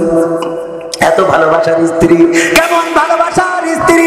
আল্লাহর নবী মসজিদে নববীতে একদিন হাত তুলে দোয়া করছেন, আম্মা আয়েশা রাদিয়াল্লাহু তাআলা আনহা পিছনে থেকে হাত তুলেছেন। আল্লাহর নবী বলছেন, ও আল্লাহ, পরকালের ময়দানে যেদিন সন্তান তার মার পরিচয় দেবে না, মা তার ভাইয়ের সন্তানের পরিচয় দেবে না, ভাই তার বোনের পরিচয় দেবে না, বোন তার ভাইয়ের পরিচয় দেবে না, ও আল্লাহ, ওই পরকালের ময়দানে আমি যেন আমার খাদিজাকে না হারাই, তোমার কাছে আমি ফরিয়াদ করি। আম্মা আয়েশা রাদিয়াল্লাহু তাআলা আনহা মুনাজাত শেষ হওয়ার পরে নবীকে বললেন, ও নবী, আপনি 25 বছর বয়সে 40 বছর বয়সী বৃদ্ধাকে বিয়ে করেছিলেন, তার কথা কেন এখনো ভুলতে পারেন না? তার চেয়ে সুন্দরী স্ত্রী কি আপনার ঘরে আর একটাও নাই? আল্লাহর নবী বললেন, ও আয়েশা, এমন কথা বলো না, এমন কথা বলো না, বলো না। তোমরা তো আমার সুখের দিনের স্ত্রী, আর আয়েশা ছিল আমার বড় কষ্টের দিনের স্ত্রী। আল্লাহর নবীর স্ত্রী আম্মা আয়েশা বললেন, ও নবী গো, আমার ভুল হয়েছে, আপনি যদি আমাকে একটু খাদিজা রাদিয়াল্লাহু তাআলা আনহা সম্বন্ধে বলতেন, খাদিজা রাদিয়াল্লাহু তাআলা আনহার সম্বন্ধে। আল্লাহর নবী বললেন, যখন মক্কার অলিতে গলিতে দাওয়াত দিয়ে বেড়াতাম, বাতিলেরা আমার দিকে পাথর মারতো, কেউ থুতু নিক্ষেপ করতো, কেউ বা পাগল বলতো, কেউ বা সিজদায় গেলে মুঠের মরা পচা নাড়ি ভুঁড়ি চাপিয়ে দিত। এমন জুলুমের সময় দিনের আলোতে বেরোতে পারতাম না, রাতের অন্ধকারে দিন প্রচার করে বেড়াতাম। গভীর রাতে যখন ঘরে ফিরতাম, এসে ডাক দিতাম, খাদিজা, আর অমনি দরজাটা খুলে যেত। আমি একদিন খাদিজাকে জিজ্ঞাসা করলাম, ও খাদিজা, তুমি কি ঘুমাও না? যতদিন আসলাম, যত রাত, যত গভীর রাত হোক না কেন, এসে যখন দরজায় এসে একবার করে ডাক দিই, আর অমনি দরজাটা খুলে যায়। ও খাদিজা, তুমি কি ঘুমাও না? খাদিজা বললেন, ও নবী গো, আপনি থাকেন দিনের দাওয়াতে, আপনি থাকেন কোরআনের দাওয়াতে, বাতিলের আপনাকে কোথায় মারে, কোথায় ধরে, আর আমি আপনার স্ত্রী হয়ে কেমন করে খাটের সাথে পিঠটা লাগাই আরামে ঘুমায় থাকি। এই জন্য যতক্ষণ পর্যন্ত আপনি বাড়িতে আসেন না, ততক্ষণ পর্যন্ত আমি দরজায় দাঁড়িয়ে থাকি, এবং দরজায় দাঁড়িয়ে পিঠ লাগাইয়া লাগাইয়া ঘুমাই। আপনি এসে যখন ডাকেন, তখন সাথে সাথে দরজা খুলে দিই। বলেন সুবহানাল্লাহ। এমন স্ত্রী আমাদের ঘরে আছে নাকি? না, নাই। কারণ স্ত্রী ভালো হবে কি? আমি তো ভালো না। কথা কয় না? আমি সারাদিন সিনেমা দেখবো, টিভি দেখবো, চায়ের দোকানে, তাসের আড্ডায়, carrom board, free fire, PUBG, বাবজি, ইয়াবা, বাবা, সব খেয়ে বাড়ি আসবো, আর স্ত্রী তাহাজ্জুদের যায় নামাজে বসে থাকবে। পাগল পাইছে? কথা কয় না? তাহাজ্জুদের বিছানায় বসে থাকবে? বরং না, ওর বাড়ি ডিশের ডিনার স্টার জলসা চলবে, আর তা না হলে মুখলে বল্টুর সাথে বলবে, বল্টু গো, এখন এসে বাড়ি আসে নাই, তুমি আরো 20 মিনিট কথা বলো। ঠিক না বেঠে? তুমি যেমন ওই পাশেও তেমন হবে রে। লাইলাতুল 14 ফেব্রুয়ারি আছে না নাই? যুবকদের মনে আছে না নাই? ওরে আল্লাহ, ওই দিন রাস্তাঘাটে চলা যাবে না, আমার গদখালিতে ফুলের দোকানের ভিড়, আরে ওই জায়গায় পা ফেলা যায় না। একটু রাস্তা দিয়ে যে চলবেন, তা আমার এই যুবক যুবতীদের জন্য চলা হবে না। এই যুবক যুবতী গুলো কারা? ওরা তো আমার আপনার সন্তান, ওরা আমার আপনার ভাই, ওরা আমার আপনার প্রতিবেশী। তাহলে ওদেরকে সচেতন কে করবে? কেউ করে না, বরং যার মতো সেই চলে। আজকে যেন জাহান্নামে যাওয়ার জন্য পাল্লা পাল্লি শুরু করেছে। ঠিক না বে ঠিক? আর মরার পরে তারপরে আমরা বলি বিসমিল্লাহি ওয়া আলা মিল্লাতি রাসূলিল্লাহ, আল্লাহর নামে রাসূলের দলে তুলে দিলাম।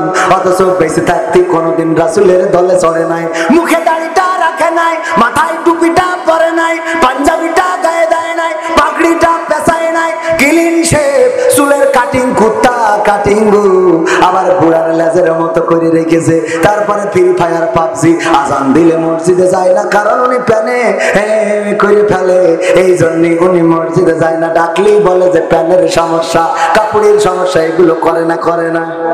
আজকালকের ছেলেরা বই নিয়ে আর বসে না, ও বাবা গুগলে সার্চ করিয়া পড়ে। ওরে কালের মেয়েরা কোরআন হাদিস ধরে না, আমার ঝিনেদা শৈলকুপার মা বোনেরা কোরআন হাদিস পড়ে না, ওয়াল্লাহ টিকটকে ভিডিও ওরা করে। আজকালকের ছেলেরা বই নিয়ে আর বসে না, গুগলে সার্চ করিয়া পড়ে। আগের সময় প্রেম করিলে ইঞ্জিনিয়ার শফিকুল ইসলাম বলতো পাইছো কি, এখন বলে সব করিয়া বাবু তুমি খাইছো কি। ঠিক না বেঠে? আগে যদি আমার ইঞ্জিনিয়ার শফিকুল ইসলামদের জামানায় হঠাৎ করে উনি একজনের কাছে একটা চিঠি লিখেছে, সেই চিঠিটাই আবার পাঠাইছে, যার কাছে পাঠাবে ওর ভাতিজার কাছে, ও যেয়েছে যার কাছে দেবে তার কাছে না দিয়ে ওর মার কাছে দিয়ে বসে রয়েছে। এই চিঠি যখন ধরা খেয়েছে, ওই যে ইঞ্জিনিয়ার পলাই আমেরিকায় চলে গেছে আর আসেনি। মানে ওইটা উদাহরণ, কথার কথা বোঝেন নেই, সত্য বললাম না মিথ্যা? খালি চিঠি ধরা খেয়েছে, তার জন্য ঢাকা গার্মেন্টসে চলে গেছে মুখ দেখাবো কি করে গো, আমি চিঠি লিখেছি ধরা খেয়ে গেছি। সত্য না মিথ্যা? আগের সময় চিঠিটা পাঠাইতে লজ্জা করতো, আর এখন গর্ভবতী করে দেয়, তাহলে লজ্জা হয় না, কয় হ্যাঁ ঠিক আছে বিয়ে পড়াই দাও, কয় আমি তো হ্যাঁ আমি। কত পাওয়ার বিয়ের আগেই দেশ বেরিয়ে দেশ। সত্যি না মিথ্যা বলেন? 100 জনকে ধর্ষণ করলো জাহাঙ্গীরনগর বিশ্ববিদ্যালয়ে, 100 জন ধর্ষণ করে ধর্ষণের সেঞ্চুরি উদযাপন করলো। বলেন নাউজুবিল্লাহ। এই বাংলার জমিনে আবার নতুন একটা ফিতনা চালু হয়েছে, ছেলে থেকে মেয়ে হইতে চায়, মেয়ে থেকে ছেলে হইতে চায়। কেউ আবার কয় আমি যাই করো তাই করো, আমি যদিও ছেলে মনে মনে মেয়ে গো। আর অনেকেই বলে আমি মেয়ে কিন্তু মনে মনে ছেলে। সত্য না মিথ্যা? এইগুলো শেখানো হচ্ছে মাদ্রাসার বইয়ে। ঢোল ঢুকি তবলা হারমোনি গিটার ঢুকাইয়ে দিয়েছেন দাখিলের 6ষ্ঠ এবং 7ম শ্রেণীর স্বাস্থ্য সুরক্ষা বইয়ে। আগে শেখানো হতো বজ্রপাত কেন হয়, কারণ মেঘে মেঘে ঘর্ষণ হয়, আর ঘর্ষণ থেকে বজ্রপাত হয়। আর এখন 6ষ্ঠ শ্রেণীর বইয়ে শিখাইছে বজ্রপাত কেন হয়, ছেলে আর মেয়ে ঘর্ষণ সৃষ্টি হয়, তার থেকে বজ্রপাত হয়। নাউজুবিল্লাহ বলবেন না? এই সত্য বলছি না মিথ্যা বলছি? যদি কথা একটা মিথ্যা বলি আসেন যে কথা মিথ্যে হচ্ছে। আগে মেঘে মেঘে ঘর্ষণ হয়ে আমরা চিড়িক মারা দেখে দৌড় দিতাম। কি চিড়িক মারা? আপনারা কি করেন? চিড়িক মারা? যেই চিড়িক মারতো অমনি দৌড় দিতাম, না কোথায় শিখির ঘরে আয়, এক্ষুনি ডাক মারবে। এক্ষুনি কি মারবে? ডাক মারবে। আমরা মনে করতাম চিড়িক মারিয়ে সংকেত দিলে যে ঘরে ঢোক, এইবার কুপান শুরু হবে। আসলে কিন্তু সিডা না, বরং ওই চিড়িকটাই হলো কুপান, আর শব্দটা একটু পরে আসে। সত্য না মিথ্যা? বিজ্ঞান আবিষ্কার করলো শব্দের গতি আর আলোর গতি। আলোর গতি প্রতি সেকেন্ডে কত হাজার মাইল যেন ভুলে গেছি, হ্যাঁ 1,86,000 মাইল। আর শব্দের গতি তার থেকে কম, এই জন্য চিড়িকে সেতে আগে কুপান্ডা দেয়, তারপরে শব্দ এসে ঠান্ডা করে। আমরা এটা শিখলাম বই পড়ে, আর এখন শিখাচ্ছে একটা মেয়ে আর একটা ছেলে যখন চিড়িক মারে তখন ওরা দুইজনে ঘষাঘষি করে, তারপরে যে বজ্রপাত হয়। আমরা শিখেছি বজ্রপাত, আর ওরা শিখায় এইটা। এইগুলো কি বইয়ে দেওয়ার দরকার আছে নাকি? এইগুলো দেওয়ার অর্থ হলো আমার যুবকদেরকে ধ্বংস করতে চাই, আমার তরুণদেরকে ধ্বংস করতে চাই, নির্লজ্জ বানাতে চাই, বেহায়া বানাতে চাই। আগে আমার বন্ধুর সাথে শেয়ার করতাম, দোস্ত রে মকসেদের মেয়ের তো ভালো লেগেছে, কিন্তু কি করবো, কয় যে ক্ষতি তো ইচ্ছে করিনি, কয় এইটাই তো সমস্যা, আমাদের বুক ফোটে তা মুখ ফোটে না, বুক ফোটে তা। এইগুলো বন্ধুরা বলতো, আর ওইগুলো টেনে এনে বইয়ের মধ্যে দিয়ে দিয়েছে যে ওগো তোমার বুক ফোটে তা মুখ ফোটে না, ওইটা করার দরকার নাই। বন্ধু যখন বানাই যাও মনের কথা খুলে বলে দাও, আসো যদি বাগানে আবার হবে দেখা বন্ধু। কি কথা কয় না? মনের কথা খুলে বলে দাও। এই কথাগুলো শেখানো হচ্ছে বই দিয়ে। আসলে কি তারা শিক্ষিত জাতি বানাতে চায় নাকি মূর্খ জাতিতে রূপান্তরিত করতে চায়? এইবার কথা কইবেন না, কারণ এইগুলো করলি এগুলো সরকারের বিরুদ্ধে। আমি একটাও সরকারের বিরুদ্ধে। গত পরশুদিন আমার পাশে বসা ছিল সাতক্ষীরা জেলা আওয়ামী লীগের ধর্ম বিষয়ক সম্পাদক, আর ডান পাশে বসা মুক্তিযোদ্ধা। তাদের সামনে পুরো বইয়ের ফাইল এখানেও আছে, আপনাদের দেখাতে পারবো। এই সজল কই বইয়ের ফাইল আছে না? দেখি বইয়ের ফাইল আমি নিয়ে যেয়ে দেখাইছি। কলাম যে ইঞ্জিনিয়ার শফিকুল ইসলামের মনে করেন আইলে সার গুনে রেখে এসেছে, আসার পরে ওই আইল একজন ছিদ্র করে যদি পানি নিয়ে যায়, ওনার লস না লাভ? কথা কয় না, ওনার লস না লাভ? লস। তো এখন এই লস কেন করবেন? দেখেন, স্বাস্থ্য সুরক্ষা বোর্ড দাখিল ৬ষ্ঠ শ্রেণী, একটা মাদ্রাসার ছাত্রীরা এরকম লেবাসে কি আসে? মাদ্রাসার ছাত্রীরা মাদ্রাসার বইয়ে এই ছবি দেওয়ার কি কোনো দরকার ছিল? আচ্ছা গেল, দেখেন এখানেও কোন পর্দা বোরখা আছে, অথচ মাদ্রাসা বোরখা ছাড়া হয়। এখানে দেখেন শিল্প সংস্কৃতি, শিল্প সংস্কৃতির মধ্যে ঢোল, ডুগি, তবলা, হারমোনি, এগুলো কি আমাদের শিক্ষা ব্যবস্থায় আছে? তাহলে এইগুলো কেন? শুধু এখানে না, এটা তো উপরে শুধু বইয়ের কভার দেখালাম। এবার ভিতরে দেখেন ডাইরেক্ট কিভাবে ঢোল বাজাইতে হবে মাদ্রাসায় যে শিক্ষকছে, এ সহ্য না করি পারাবে? বলেন আপনারা।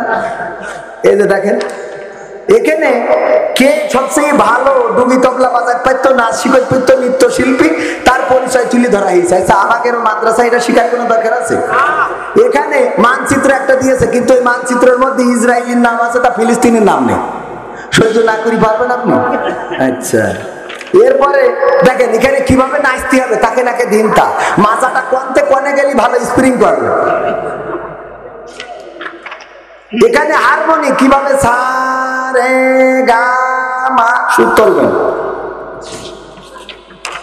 এখানে কিভাবে আপনি এই তবলাটারে কন্ট্রোল করে বাজাবেন, দুধ টাকা দুধ টাকা দুধ টাকা, এভাবে অসংখ্য। কয়টা দেখাবো? এই যে দেখেন কত দেখাবো আপনাদের। এইগুলো মাদ্রাসা শিক্ষার জন্য কোনো দরকার আছে? এইগুলো বললে কি সরকার বিরোধী কথা? সরকার বিরোধী কথা আমরা বলিনি ভাই, আমরা এই দেশের মানুষ, সরকারের পক্ষের লোক। আমি বলি শিক্ষা ব্যবস্থায় যে রামেরা বামেরা বসে গেছে, তারা মাদ্রাসা শিক্ষা ব্যবস্থাকে ধ্বংস করার চূড়ান্ত পাই তারা করছে। বলেন ঠিক কিনা? এই শিক্ষা ব্যবস্থায় যারা রয়েছে তাদেরকে পরিবর্তন করতে হবে, কারণ ওরা রাম, ওরা বম, ওরা বাংলাদেশের নয়, দাদার দেশ থেকে আমদানি হয়েছে।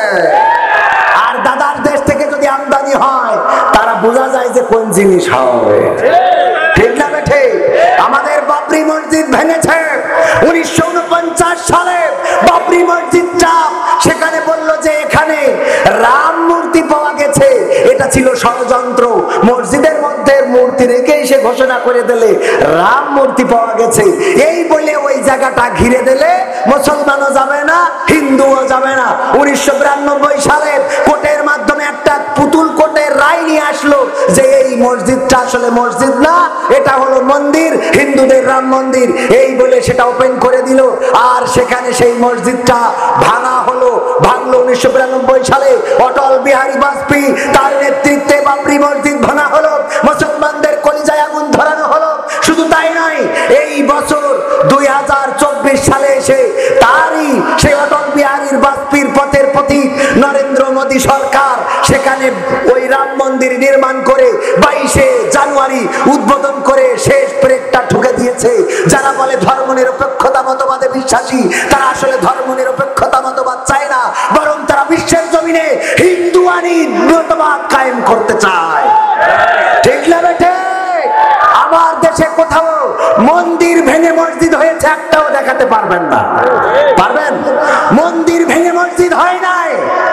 যেই দেশ ধর্ম নিরপেক্ষতার কথা বলে সেই দেশে মসজিদ ভেঙে মন্দির, মন্দির ভেঙে মসজিদ হয়েছে। এটা দুঃখজনক। আর আজকে আমাদের শিক্ষা ব্যবস্থায় এইগুলো ঢুকানো হয়েছে। এইগুলো কইলেই কয় হুজুর সরকার বিরোধী কথা বলে বলবেন না। আরে বাবা সরকার বিরোধী কথা কি? আমি তো ওই যে আগে বললাম যে সার বুনে রেখে এসেছে, একজন ছিদ্র করে দিয়েছে, পানি বের হয়ে চলে যাচ্ছে, তাহলে ওনার ক্ষতি না? এটা ওনার বলে দেওয়ার দরকার আছে না নাই? বলে দিলে উনি যেই অন্তত গর্তটা বন্ধ করে দিতে পারবে। তো আমাদের দেশেও ঠিক ওই রকম সরকার পদ্মা সেতু করছে, মডেল মসজিদ করছে, ইমামদের ইসলামিক ফাউন্ডেশনের মাধ্যমে বেতন দিচ্ছে, ইসলামী শিক্ষা ব্যবস্থা কত কি করতেছে। আর এর মধ্যে ডুগি তাবলা মাদ্রাসায় ঢুকাই দিয়ে সেই ইন্দুরি কেটে দেওয়ার মতো পানি বেরোয় চলে যাচ্ছে, সরকারের ক্রেডিট সব শেষ। ঠিক না বেঠিক? কথা কয় না, ঠিক না বেঠে? এইগুলো সচেতন করার দরকার আছে না নাই? এইগুলোর জন্য যদি প্রতিবাদী না হন, শুধু এখানেই শেষ না, কিশোরগঞ্জে ইসলাম শিক্ষা বইয়ের মধ্যে হিন্দুদের মূর্তির পরিচয়, গোটা বই হিন্দুদের মূর্তি দিয়ে ভরা। দেখেছেন না টেলিভিশনে? দেখেছেন না আপনারা? এই কাজটা কেন করা হলো? যেই দেশে মুসলমান এত বেশি, সেই দেশে হয়তো এমন হইতে পারত যে হিন্দুদের বইয়ের মধ্যে ইসলাম শিক্ষা ঢুকে গেছে। ঠিক না বেঠিক? কারণ বেশি যেটা সেইটা হওয়ার কথা না, কম যেটা সেটা হয় কি করে? কম যেটা সেটা কিভাবে হবে? বরং হিন্দুদের, তবে আমরা চাই না যে হিন্দুদের বইয়ের মধ্যে ইসলাম শিক্ষা ঢুকুক আর আমাদের ইসলাম শিক্ষার মধ্যে হিন্দুদের মূর্তি ঢুকুক। এটা আমরা কেউ চাই?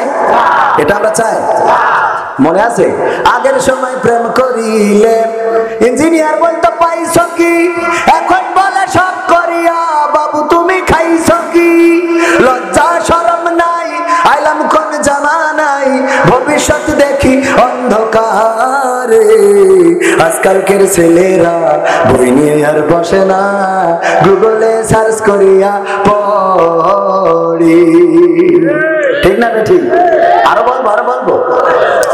নতুন করে হয়েছে চালু এ আবার কোন ট্রেন্ড, পরিচয় করাই দেখি এই আমার গার্লফ্রেন্ড। একদম আনায়াসে পরিচয় করাই দেয়।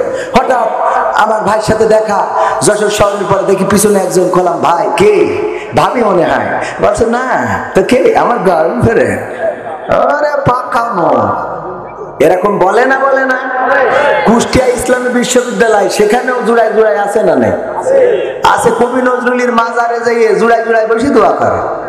রমনা পার্কে তো আরো বেকায়দা। আর 14 ফেব্রুয়ারি আসছে, এটা কুত্তার কুত্তির মিলন মেলা হবে। ঠিক না বেঠে? ওরা এইভাবে ঘুরে বেড়ায়। এগুলো কুকুরের স্বভাব, এগুলো শিয়ালের স্বভাব, এগুলো বনের পশুদের স্বভাব। কোন মানুষের স্বভাব এত নোংরা হইতে পারে না।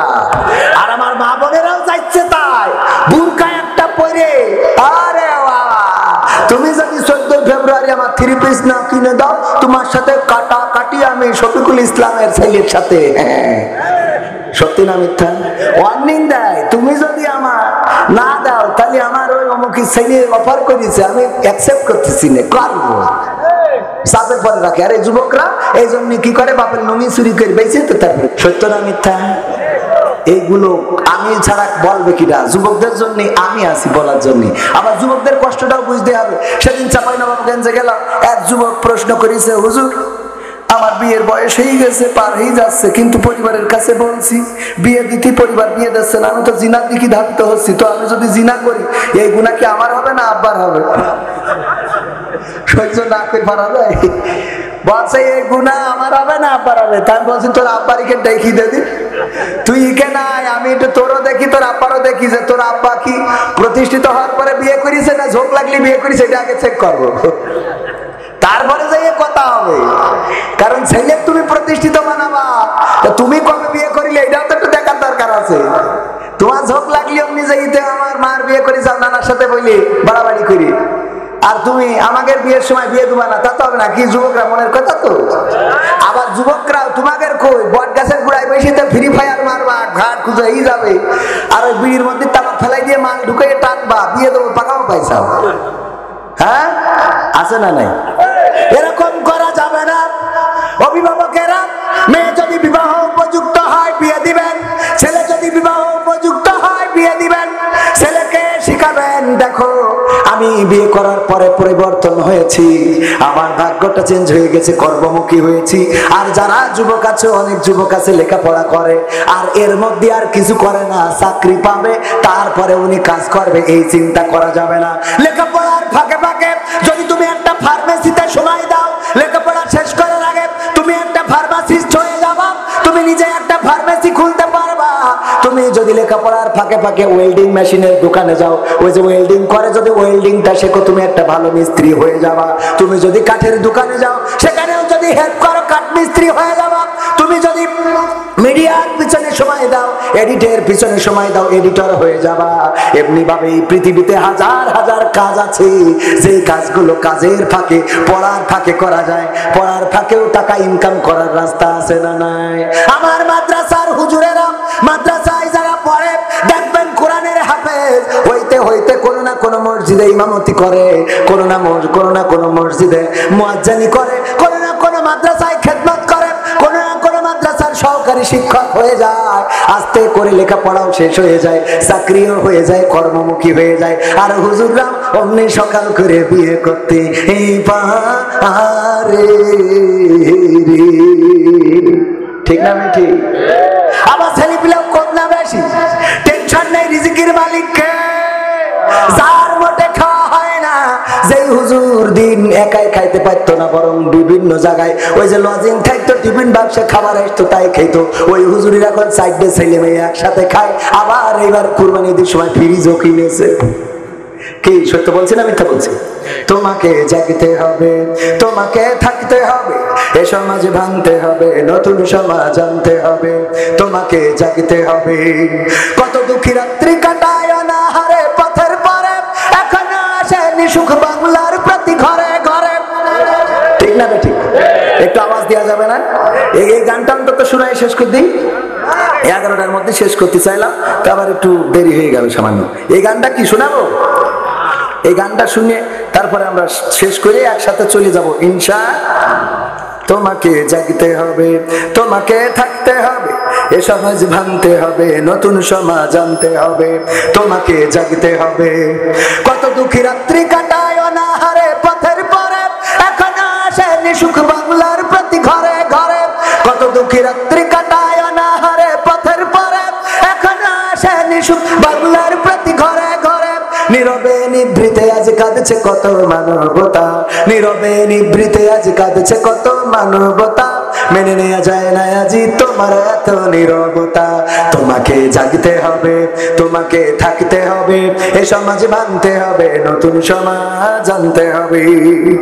কত বন্ধুর সীতা হয় লাঞ্ছিতা হয় পথে ঘাটে, নিরাপদে চাই না চলা পথে কিবা বাজার হাটে। কত বন্ধুর সীতা হয় লাঞ্ছিতা হয় পথে ঘাটে, নিরাপদে চাই না চলা পথে কিবা বাজার হাটে।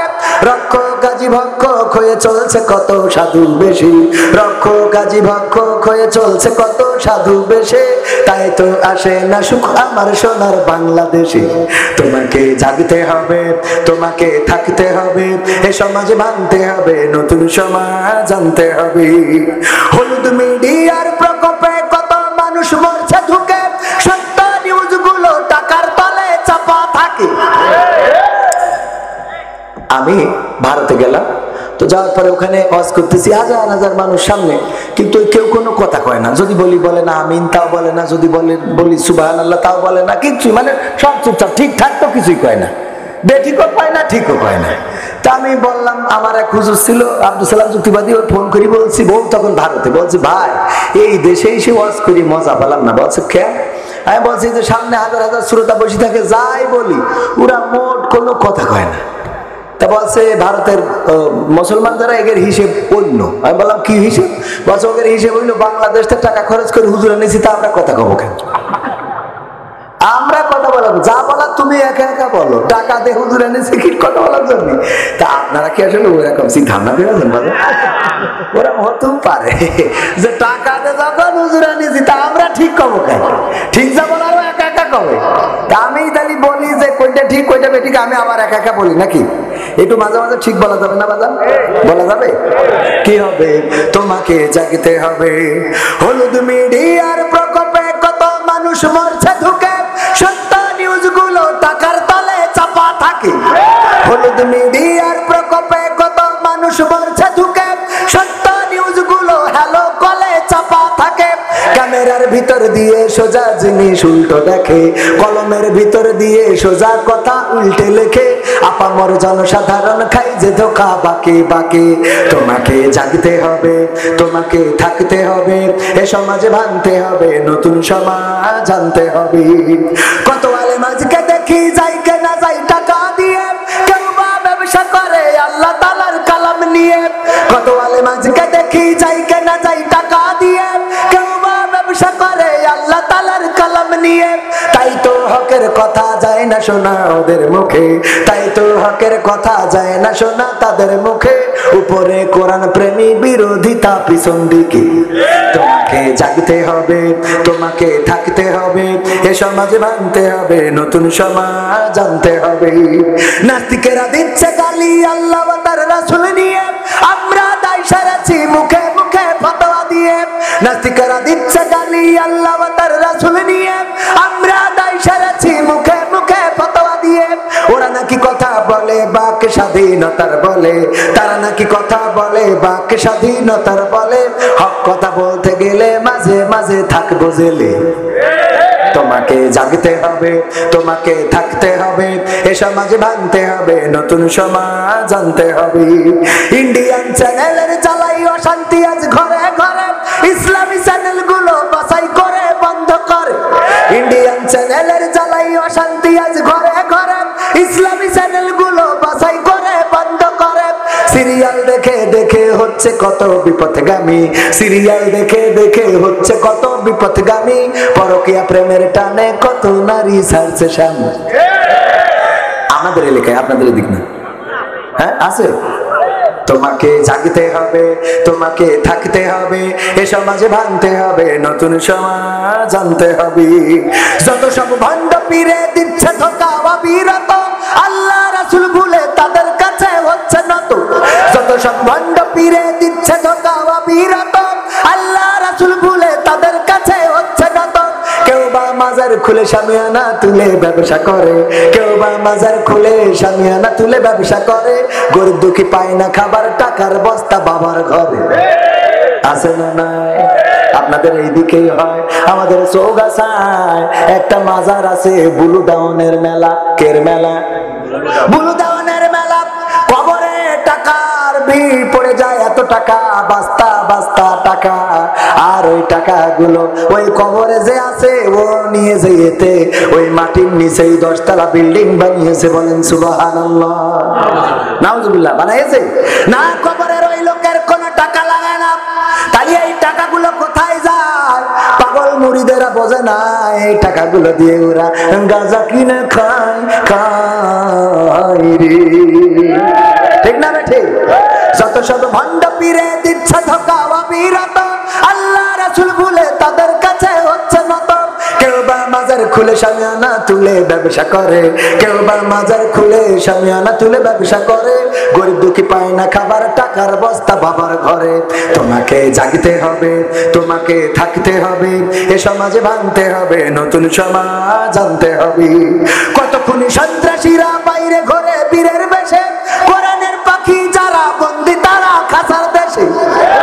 আছে না নাই? মামুনুল হক, আরে শাইখুল হাদিস আল্লামা আজিজুল হকের সন্তান, সেই সুবাদে তার কিছু স্পেশাল সুবিধা পাওয়ার দরকার ছিল না? ছিল না? আমার পরিমণি, দূর আমার পরিমণি না, ধরেন আমাদের দেশের পরিমণি, সে যখন ধরা খায় তখন তার হাতে হ্যান্ডকাপ আছে। তার হাত কয় আছে? কোথায় হ্যান্ডকাপ? বরং হাতে মেহেদি দিয়া গোরে, মেহেদি দিয়ে বের হয়। আর আমার আলেমেরা যখন ধরা খায় তখন সুস্থ মানুষ যখন গিয়েছিল তখন সুন্দর করে হাতটা এরকম করে দেখিয়ে হাসি দিয়েছিল, কত সুন্দর। সেই মানুষটা যখন বের হয় তখন ওই হাতে লাঠিটা জুটে যায়, কারণ তার সোজা হওয়ার জন্য লাঠি ছাড়া আর কোনো উপায় থাকে না, থাকে না, থাকে না রে। ঠিক না বেঠে? এই জন্য বলেছি কত খুনি সন্ত্রাসীরা বাইরে ঘরে বীরের বেশে, কোরআনের খাদেম যারা বন্দী তারা খাসার দেশে। কোথাও বিনা বাধায় যায় না বলা হকের কথা, কোথাও বিনা বাধায় যায় না বলা হকের কথা। রক্ত দিয়ে কেনা এটা কেমন স্বাধীনতা? তোমাকে জাগতে হবে, তোমাকে থাকতে হবে, এ সমাজে ভাঙতে হবে নতুন সমাজ। জাগার দরকার আছে না নাই? 1952 সালে যখন বাংলাদেশের মানুষ জেগেছিল, এই ফেব্রুয়ারি মাস আর কয়দিন পরে আসছে 21শে ফেব্রুয়ারি। 21শে ফেব্রুয়ারিতে শহীদ মিনারে যাব আর ফুল দেব, দিয়ে আমরা শ্রদ্ধা জানাবো। ওখানে জুতা পায়ে দিয়ে আমরা কেউ উঠবো না, ঠিক না বেঠিক? এই হলো শ্রদ্ধা। আর আবার ছেলের ইংলিশ মিডিয়ামে পড়াবো, বাংলা ভাষায় এত ভালো বাসি রে যে আমার ছেলে ইংলিশ মিডিয়ামে পড়ে আর আমি 21শে ফেব্রুয়ারি পালন করে বেড়াই। ওইখানে যদি কোনো আলেম হঠাৎ করে স্যান্ডেল পায়ে দিয়ে উঠে যায়, তাইলে তার আর উপায় নাই, উপায় নাই রে, ঠিক না বেটি? তবে আমি এই কথা বলি, যা করেন করেন, অসুবিধা নেই। যেই জাতি বুকের তাজা রক্ত ঢেলে দিয়ে 1952 সালে মায়ের ভাষা এনেছে, যেই জাতি বঙ্গবন্ধুর ডাকে সাড়া দিয়ে 1971 সালে 9টি মাস লড়াই করে সংগ্রাম করে স্বাধীনতার মহান স্থপতির মান রেখেছিল, বাংলাদেশটা স্বাধীন করে দিয়েছিল, স্বাধীনতা সার্বভৌমত্ব রক্ষা করেছিল, বাংলাদেশের মানুষ প্রমাণ করে দিয়েছে বুকের তাজা রক্ত ঢেলে দেব রে, কিন্তু মায়ের ভাষার অধিকার ছেড়ে দেব না। বুকের তাজা রক্ত ঢেলে দেব, কিন্তু দেশের স্বাধীনতাকে অক্ষুণ্ণ রেখে দেব। বুকের তাজা রক্ত ঢেলে দিতে কার্পণ্য বোধ করব না, কিন্তু আমার মাতৃভূমির 1 ইঞ্চি মাটি ছেড়ে দেব না। যেই জাতি এমন সিদ্ধান্ত নিতে পারে, সেই জাতিকে আর একটা সিদ্ধান্ত নিতে হবে।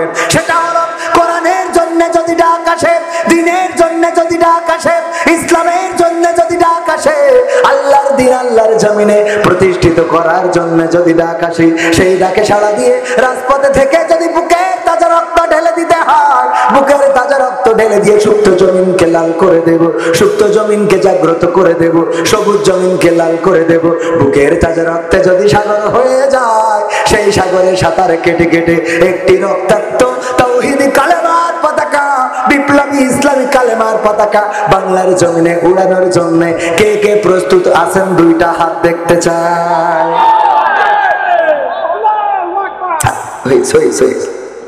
একজন তাকবীর দিয়ার মতো আল্লাহর ওলি পালাম না।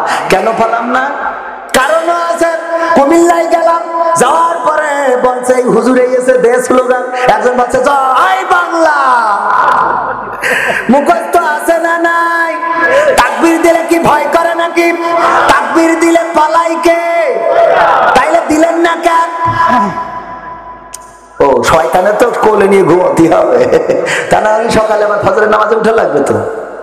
নারায়ে তাকবীর, নারায়ে তাকবীর, আল কোরআনের আলো, আল হাদিসের আলো, আমার নেতা তোমার নেতা, আমার নেতা তোমার নেতা।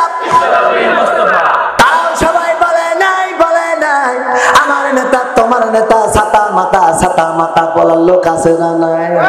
বলে আমার নেতার চরিত্র ফুলের মতো পবিত্র রে, নামাজ পড়ে না 1 ওয়াক্ত, গাঞ্জা টানে 5 ওয়াক্ত।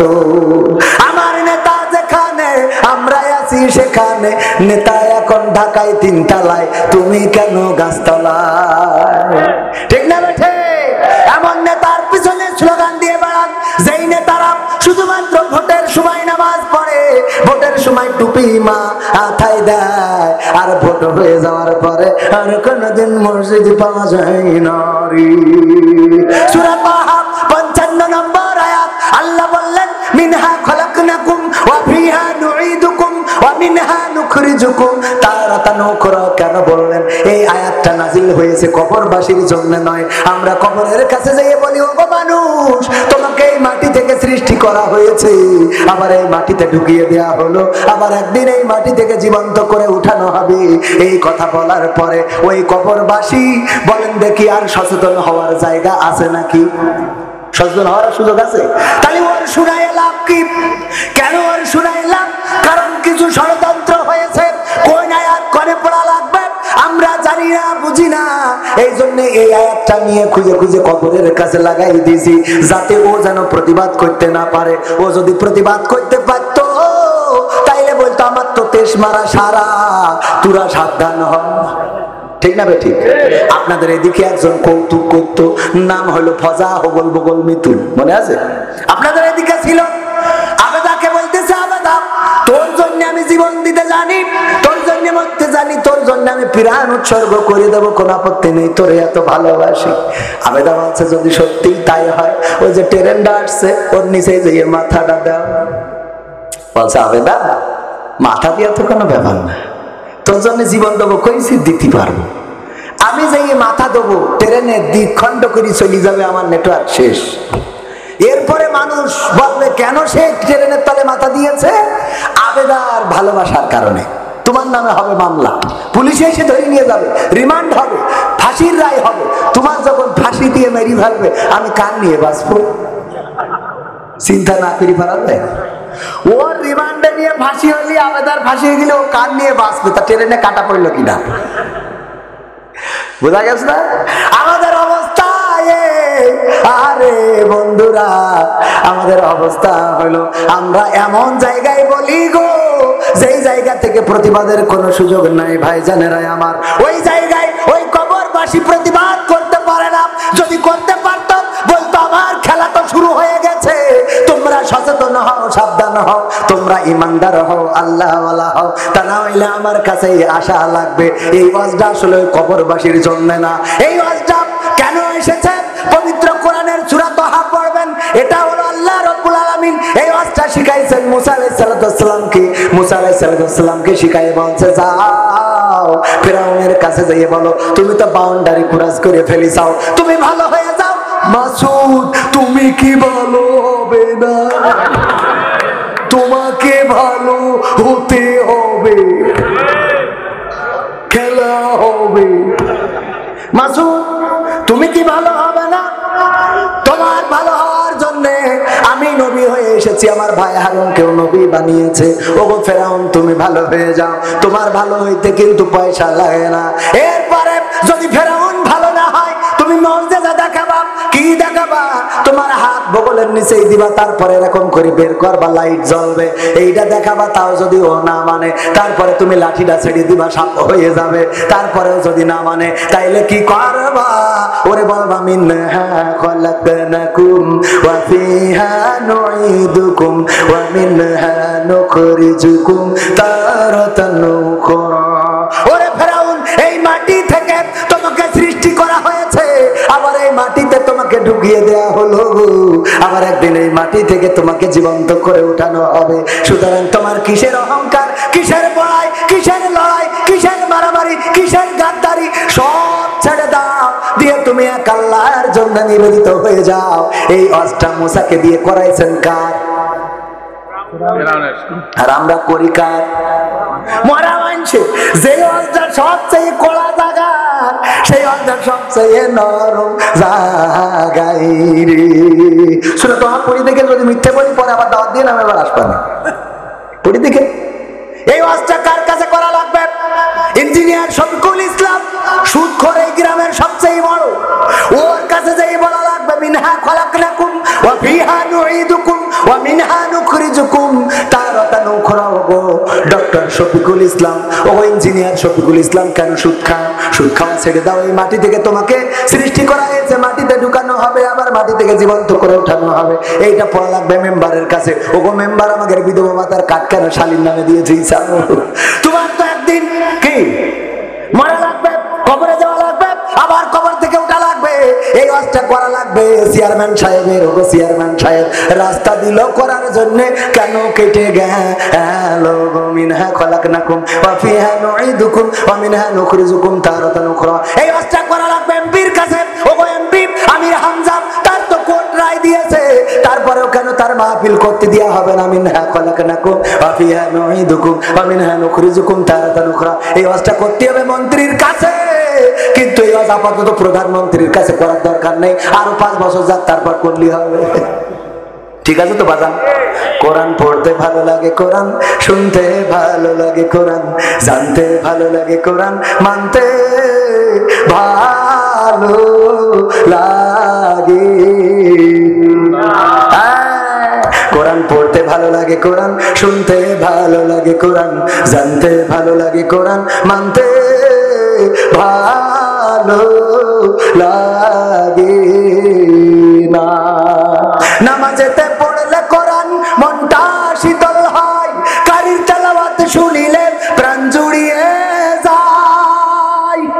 ঠিক না বেঠে? নামাজেতে পড়লে কোরআন মনটা শীতল হয়, কারির তেলাওয়াত শুনিলে প্রাণ জুড়িয়ে যায়। সেই কোরআনের ব্যাখ্যা দিলে কলিজাতে আগুন জ্বলে, সেই কোরআনের ব্যাখ্যা দিলে অন্তরেতে আগুন জ্বলে। বিরোধিতাও চলে কেন তা জানি না। কোরআন পড়তে ভালো লাগে কোরআন, শুনতে ভালো লাগে কোরআন, জানতে ভালো লাগে কোরআন, মানতে ভালো লাগে। কোরআন পড়ে অনেক লোকে শুরু করে দিন, তারাই আবার চাই না দেশে কোরআনের আইন। আছে না নাই? সকালবেলা উঠে কোরআন খোঁজে, আছে না নাই? জায়নামাজ খোঁজে, আছে না নাই? তাসবিহ খোঁজে, আছে না নাই? তারাই আবার কোরআনের আইন চাই না। তাইলে কেমন কোরআন পড়ে আমার বুঝিয়া সেই নারী। ঠিক আছে বাবা? কোরআন পড়ে অনেক লোকে শুরু করে দিন, তারাই আবার চাই না দেশে কোরআনের আইন। এটা যে কেমন নীতি, তাই তো এ দুর্গতি করছে মোদের ক্ষতি কেন তা বুঝি না। কোরআন পড়তে ভালো লাগে কোরআন, শুনতে ভালো লাগে কোরআন, জানতে ভালো লাগে কোরআন, মানতে ভালো লাগে। এবার বলি, আছে না? কোরআন বুকে চুমু খাওয়ার লোকের নাই অভাব, সেই কোরআনের বিরোধিতা আবু জাহেলের স্বভাব। কোরআন বুকে চুমু খাওয়ার লোকের নাই অভাব, সেই কোরআনের বিরোধিতা আবু লাহাবের স্বভাব। মানবা সুবিধা মতো তাই এই বুকে ক্ষত, দেখলে এমন কিছু সইতে পারি না। কোরআন পড়তে ভালো লাগে কোরআন, শুনতে ভালো লাগে কোরআন, জানতে ভালো লাগে কোরআন, মানতে ভালো লাগে। আছে না নাই? কথা কি সত্য না মিথ্যা? এমন মানুষ আছে না নাই? কিন্তু আমাদের কথা হলো, আমাদের কথা হলো কোরআনের সাথে যারা করবে দ্বন্দ্ব, তাদের সাথে কবু হবে না আপোষ। কথা কয় না? কোরআনের সাথে যারা করবে দ্বন্দ্ব, তাদের সাথে কবু হবে না আপোষ। কোরআনের সাথে যারা করবে দ্বন্দ্ব, তাদের সাথে কবু হবে না আপোষ। জেল জুলুম হলেও হবে, জেল জুলুম হলেও হবে, বিবেকের কাছে তবু রব নির্দোষ। আমার রবের কাছে রব নির্দোষ, মহান প্রভুর কাছে রব নির্দোষ। কোরআনের সাথে যারা করবে দ্বন্দ্ব, তাদের সাথে কবু হবে না। কোরআনের কথা যারা বলে যাই আজ, তাদের দমাতে কত ফন্দি, কাউকে ধরে নিয়ে দিচ্ছে ফাঁসি, কাউকে রেখেছে আজ বন্দি। কোরআনের কথা যারা বলে যাই আজ, তাদের দমাতে কত ফন্দি, কাউকে ধরে নিয়ে দিচ্ছে ফাঁসি, কাউকে রেখেছে আজ বন্দি। হক কথা বললেই জ্বলে যায় গা, কোরআনের কথা সইতে পারে না। হক কথা বললেই জ্বলে যায় গা, কোরআনের কথা সইতে পারে না। জানি না তাদের আমাদের পরে কেন এত আক্রোশ।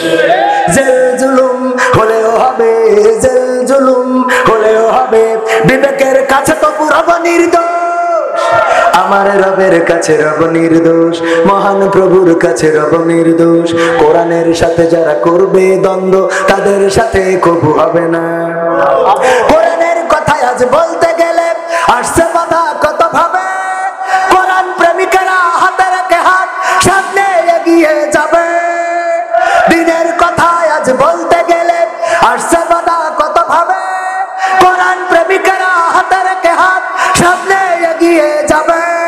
হক কথা বলতে করি না কো ভয়, জীবনের বিনিময়ে আনব বিজয়। হক কথা বলতে করি না কো ভয়, জীবনের বিনিময়ে আনবো বিজয়। বুকে আছে শক্তি, অন্তরে আছে সাহস। জেল জুলুম হলেও হবে, জেল জুলুম হলেও হবে, বিবেকের কাছে তো পুরাবো নির্দোষ। আমার রবের কাছে রব নির্দোষ, মহান প্রভুর কাছে রব নির্দোষ। কোরআনের সাথে যারা করবে দ্বন্দ্ব, তাদের সাথে কবু হবে না। আপোষ কি করা যাবে? রাত 11টার মধ্যে শেষ করতে চাইলো, 11টা বেজে এখন 12টার কাটায় চলে গেছে। আমার ভাইজান প্রবাসী, অনুমতি দিলে প্রবাসীদের বন্ধ হয়ে যাচ্ছে না? প্রবাসীদের গানটা যদি সময় থাকে, সময় আছে আপনাদের? যেহেতু উনি 5 লক্ষ টাকা মাদ্রাসায় দিয়েছেন, এইভাবে নিয়মিত দেন, দেন না দেন? কিন্তু প্রবাসীরা কেমন অবস্থায় থাকে এটা কি জানেন? অনেকেই জানেন। আমি প্রবাসীদের গোটা জীবনটা তুলে ধরেছি। সেই জীবনটা যার প্রেমে দিয়েছ এমন, যার নিয়ে দেখিয়া স্বপন। মা বোনেরও আছে নাকি? মা বোনদের জন্য তো একটা ওয়াজ করে আগামী বছরে এর থেকে বেশি। আর মা বোনদের একটা ওয়াজও শোনালাম না। মা বোনদের শর্টকাটে একটুখানি বলে দিই। আল্লাহর নবী মেরাজ থেকে আসলেন, এসে বললেন, ওগো নারীরা সাদাকা করো বেশি। কারণ কি? কারণ হলো নারীরা বেশি বেশি দেখেছি জাহান্নামে, অধিকাংশ নারী জাহান্নামে। আল্লাহর নবীকে প্রশ্ন করলেন, কেন জাহান্নামে? আল্লাহর নবী বললেন, 2টা কারণে। কয়টা? জোরে বলেন, কয়টা? আরো জোরে, কয়টা? 2টা কারণ। কি কি কারণ? আল্লাহর নবীর কাছে জিজ্ঞাসা করা হলো।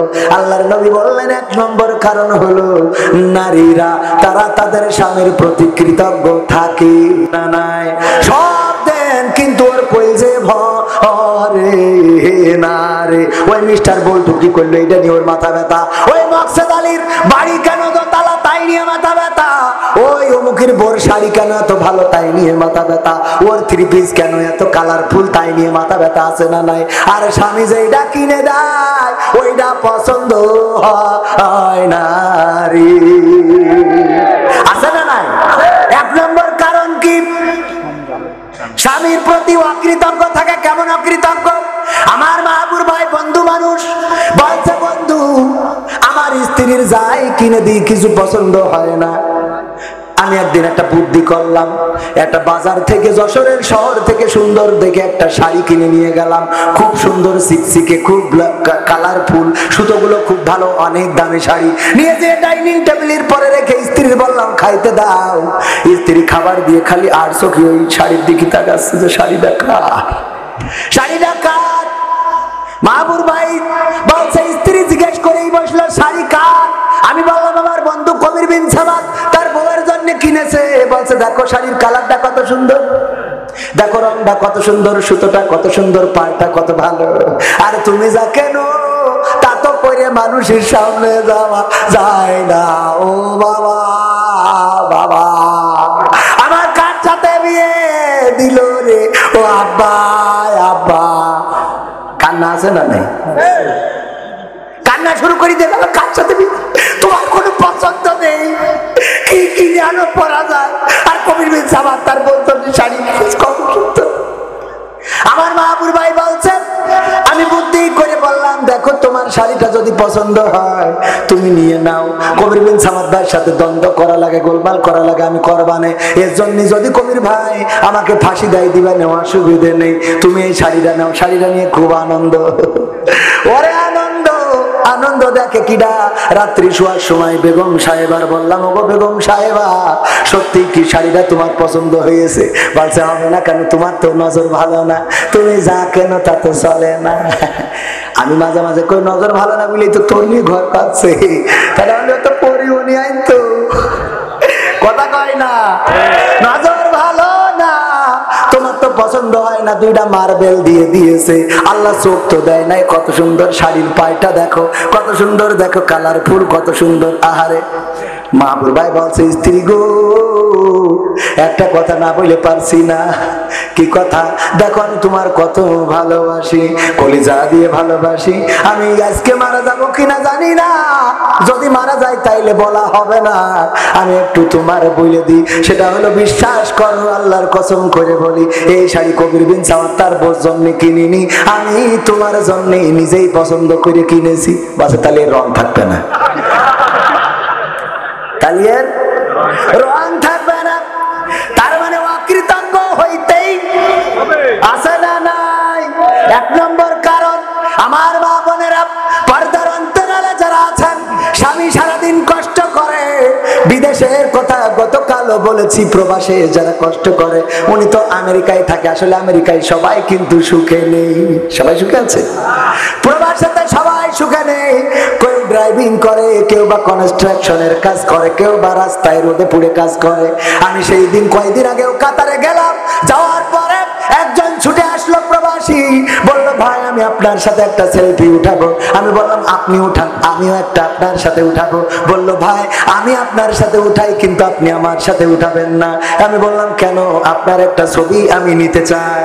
উনি বললেন না আমি উঠবো না, আমি এই ছবি উঠবো, আপনার সাথে আমার ছবিটা রেখে দেব, যেন বলতে পারি কবির বিন সামাদের সাথে আমার দেখা হয়েছিল। আমি বললাম আমার সাথে কেন উঠবেন না?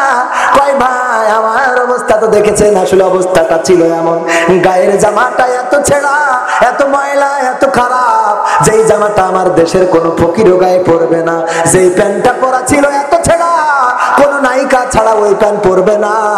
পায়ের জুতাটা ছিল এত ছেঁড়া যে আমার দেশের ওই কেটো মুস্তান ছাড়া কেউ পরবে না। এরা আবার ছিঁড়া ছুটে পরে ভালো, ঠিক না বেঠিক? ও আমার ভাইরা, এই ময়লা কাপড়, ময়লা জামা, ময়লা প্যান্ট, ময়লা জুতা, আর চেহারাটা কত মলিন, এই কষ্ট করে করে দেশে টাকা পাঠায়, আর আমার মা বোনেরা শৈল কুপাই যে ব্যাংকের টাকা তুলে নিয়ে কসমেটিকের দোকানে যেয়ে ওরে বাবা বোঝা গেছে? আমি দোকানে গেলাম, বললাম ভাই ফেয়ার এন্ড লাভলি দেন। বলছে কোনটা নেবেন, আসল না নকল? কলাম আসলটা দেন। ওয়াশ করি টাকা তো একেবারে কম পাইনে, দেন আসলটা। হঠাৎ করে দুইটা মহিলা কাস্টমার এসে বলছে হুজুর সরিয়ে যান। আমি সরিয়ে যাবো, তা ফেয়ার এন্ড লাভলি দেওয়া লাগবে না? বলছে আপনি মাখবেন করে মুখি তো সব দাড়ি। হ্যাঁ, আমি বলছি আমার মুখি দাড়িতে আমার বউ তো দাড়ি উঠিনি। আমি না মাখি, আমার বউ মাইক পানে, আর আমি মেখেও দেখেছি এত বেশি পরিষ্কার হওয়া যায় না। আমি না হয় খেয়ে দেখতাম, দাও ফেয়ার এন্ড লাভলি। বাচ্চা হুজুর শরীর দাঁড়ান, মহিলা মানুষের সাথে যদি ঘেঁষা লাগে তাহলে গুনাহ হবে না। হাদিস দেবো আমি, ও আমার শিখ সহ্য না করি পারবে? সত্য না মিথ্যা? ওই প্রবাস থেকে দিনের পর দিন কষ্ট করে স্বামী টাকা পাঠায়, আর এই টাকা নিয়ে টাঙ্কি মারে, এর সাথে ওর সাথে সিনাক্সে যায়, মোটর সাইকেলের পিছনে উঠে ডাবরের সাথে গৌরী। আমার মা বোনেরা এই কাজগুলো করা যাবে। দুই নম্বর কারণ কি বলবো? একটা বললাম তাই সহ্য করতে পারছে কি না? আমার পুরুষরাও তো অত ভালো না, এগেরও দোষ আছে। একজন শুনেছে যে ওই স্ত্রী যদি নামাজ না পড়ে তো স্বামী জাহান্নামে যাবে। ও বাড়িতে যেতে বর বলছে ওট, তা বলছে কে? বলছে ওট নামাজ পড়তে হবে। কেন? তা বলছে হুজুরির কাছে শুনলাম যে যদি স্ত্রী নামাজ না পড়ে তাহলে স্বামী জাহান্নামে যাবে। তা বলছে তা অসুবিধা কি? তো অসুবিধা না, তুই নামাজ না পড়লে আমি জাহান্নামে যাবো, অসুবিধা না মানে? তা বলছে তুমিও তো নামাজ পড়ো না। বলছে আমি পড়ি না, আমার জন্য আমি জাহান্নামে যাবো, অসুবিধা তোর জন্য যাবো কেন? তোর জন্য যাওয়ার মতো নেই। ওইটা উঁচু করে বলছে শীতের রাত ডিস্টার্ব করি না, গরমকালে পড়বো। গের গরমকাল আজকে আজ না তাহলে কালকে, গের কালকে তা আজকে ওঠ। সেখানে উঁচু করে তুই আমার বউ, আমার কথা শুনবি না, কার কথা শুনবি রে? জোর করে উঠায় উঁচু করে এসে শীতি কাটতে বলো এখন রাত 12টার সময় কে নামাজ কয় রাকাত পড়বো, কি নিয়ত, কি সুরো পড়লে দাও। ও বলছে যাই পড়। তো বলছে এত আসতে কেন, জোরে কও। তুমি করো, এক কাজ করো, সামনে দাঁড়াও, তুমি মমতি করো, আমি পিছনে থাকছি। যাই পড় না, তুমি মমতি করো, আমি পড়ছি পিছনে। বলছে ওই কাল খেতে পয়সা নেই, হয়ে গেছে আমার খারাপ আছে না নাই? আছে না নাই? ইরাও খারাপ কম না। আমার আব্বা বলতো ওয়াজ করে গেছেন যে ওগো নারীরা, রহিম আলাইহিস সালাম তার স্বামীর চুল দিয়ে পা মুছাই দিয়ে তারপরে ঘুমাইতো। ওগো নারীরা, তোমরা যদি পারো স্বামীর চুল দিয়ে পা মুছাই দিও, সওয়াব আছে। আমাদের মাহমুদুল হাসান জিয়াদি বলতো, যদি কেউ মহব্বতের সাথে আল্লাহর নবীর হাদিস আমি এটা কোনো পাই নাই, থাকতেও পারে, কোন স্ত্রী যদি স্বামীর মহব্বতের সাথে মাথায় হাত বুলাই দেয়, খুব সুন্দর করে হাত বুলাই দেয়, মাথায় যত চুল আছে সেই চুলের সমপরিমাণ সওয়াব তার আমল নামায় লেখা হবে। এই শুনে নাকি টাকলা মুরাদের বউ চিঠি দিয়েছে, তাহলে আমার উপায় কি হবে? কারণ আমার বউর মাথায়, আমার স্বামীর মাথায় তো মাল একটাও নেই। সংবিধানে রাষ্ট্র ধর্ম ইসলাম আছে বলে তোমার কেন জলে রে বন্ধু, তোমার কেন জলি? শয়তানে জ্বালে কি আগুন তোমারই বগলে, তোমার কেন জলের টাকলা, তোমার কেন জলি? মানে গান ভরা, মনের মধ্যে খালি উঠছে আর ফিরে যাচ্ছে। এত গান শুনানোর সময় নেই, মাঝে মাঝে একটু ওয়াজ না করলেও হয় না, কারণ মাহফিলেরও হক আদায় করতে হয়। তাহলে আমার আব্বা বলছে, ওয়াজ করেছে, রহিম আলাইহিস সালাম চুল দিয়ে পা মুছাই দিত। গো নারীরা, যদি পারো চুল দিয়ে পা মুছাই দিবা। এই ওয়াজ শুনে আপনাদের শৈলকুপার কি গ্রাম যেন, গোবিন্দপুর, এক নারী যেয়ে তার স্বামীর চুল দিয়ে পা মুছাই দিয়ে তারপর শুয়েছে। শুয়ার পরে গন্ধের জ্বালায় বাঁচা যাচ্ছে না। ওরে গন্ধ, গন্ধ কিসের গন্ধ? দুর্গন্ধ, পায়খানার গন্ধ। খুঁজে খুঁজে দেখে কোন জায়গায়, কোন জায়গায় পায় না, পায় না। এক পর্যায়ে স্বামী চুলটা টেনে নিয়ে বলছে, তোমার চুলিতেই তো দেখি এই দুর্গন্ধ আসতেছে, কারণটা কি? কয় কারণ কি করতে পারবো না, হুজুর ওয়াজ করেছে যে যদি পারো স্বামীর চুল দিয়ে পা মুছাই দিবা। আমি তোমার খালি এই সে মনে করলাম ওয়াজটা আমল করে শুই, আমি চুল দিয়ে পা মুছাই দিয়ে শুইছি, এর বাইরে আর কিছু জানি না। কয় ঘটনা তো ঘটেছে ওই জায়গায়। কেন? মই মোড়ের মাথায় খেলছিল তাস, টাকা দিয়ে, তাহলে কি হয়? জুয়া, জুয়া, জুয়া খেলা, টাকা দিয়ে তাস খেলছে, জুয়া খেলছে, এটা হারাম না হালাল? পুলিশের গাড়ি একটা হরেন দিতে দিতে যখন চলে গিয়েছে, অমনি দিয়েছে দৌড়, জুতোটা পায় দেওয়ার সময় পায়নি। বাস বাগানে কিটা ঝাড়িয়ে থুইলো, চটকা এসে চুপচাপ শুয়ে রয়েছে, আর ওই মহিলা মুসাই তারপর শুয়েছে। পরের দিন যখন আব্বা বাড়ি যাচ্ছে, মহিলারা বলছে, হুজুর শোনেন, অস্ত করলেন যে স্বামীর চুল দিয়ে পা মুছাই দিবা, অস্ত ঠিক আছে, আমরা মুছাই দেবো, কোনো আপত্তি নেই, কিন্তু একটু দয়া করে বলে দেবেন ওরা যেন কলেরতে পাড়া ধুয়ে তারপর সই। ঠিক আছে তো? ও আমার ভাইরা, এই হলো অবস্থায় আমাদের। ওদের কথা কি বলবো?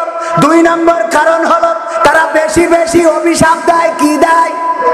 অভিশাপ দেয়। এই অভিশাপ দেওয়ার রীতিটা মা বোনদের মধ্যে অনেক বেশি। খালি বলে তুমি মরো না কেন, তোমার মরণ করে না কেন। ছেলের বলে এই তুই মরিস না কেন, মেয়ের বলে আল্লাহ তোর মরণ করে না কেন। আবার মাঝে মাঝে বলে আজরাইল আসে না কেন, আজরাইল চেনে না কেন। স্বামীর বলে তুমি মরো না কেন। কয়েকদিন আগে একজন মহিলা আমার কাছে ফোন দিয়েছে, হুজুর। বললাম বলেন। বাচ্চা, হুজুর গো, আমার স্বামী মরে গেছে। আমি বলছি আমার বিয়ে করা শেষ, আমার 2 বাচ্চা, এক বউ, আর কোন লাইন নেই, একটা নিয়ে তাই জ্বালার শেষ নেই রে। বলছে না হুজুর বিয়ে করতে বলি না। তাহলে কি?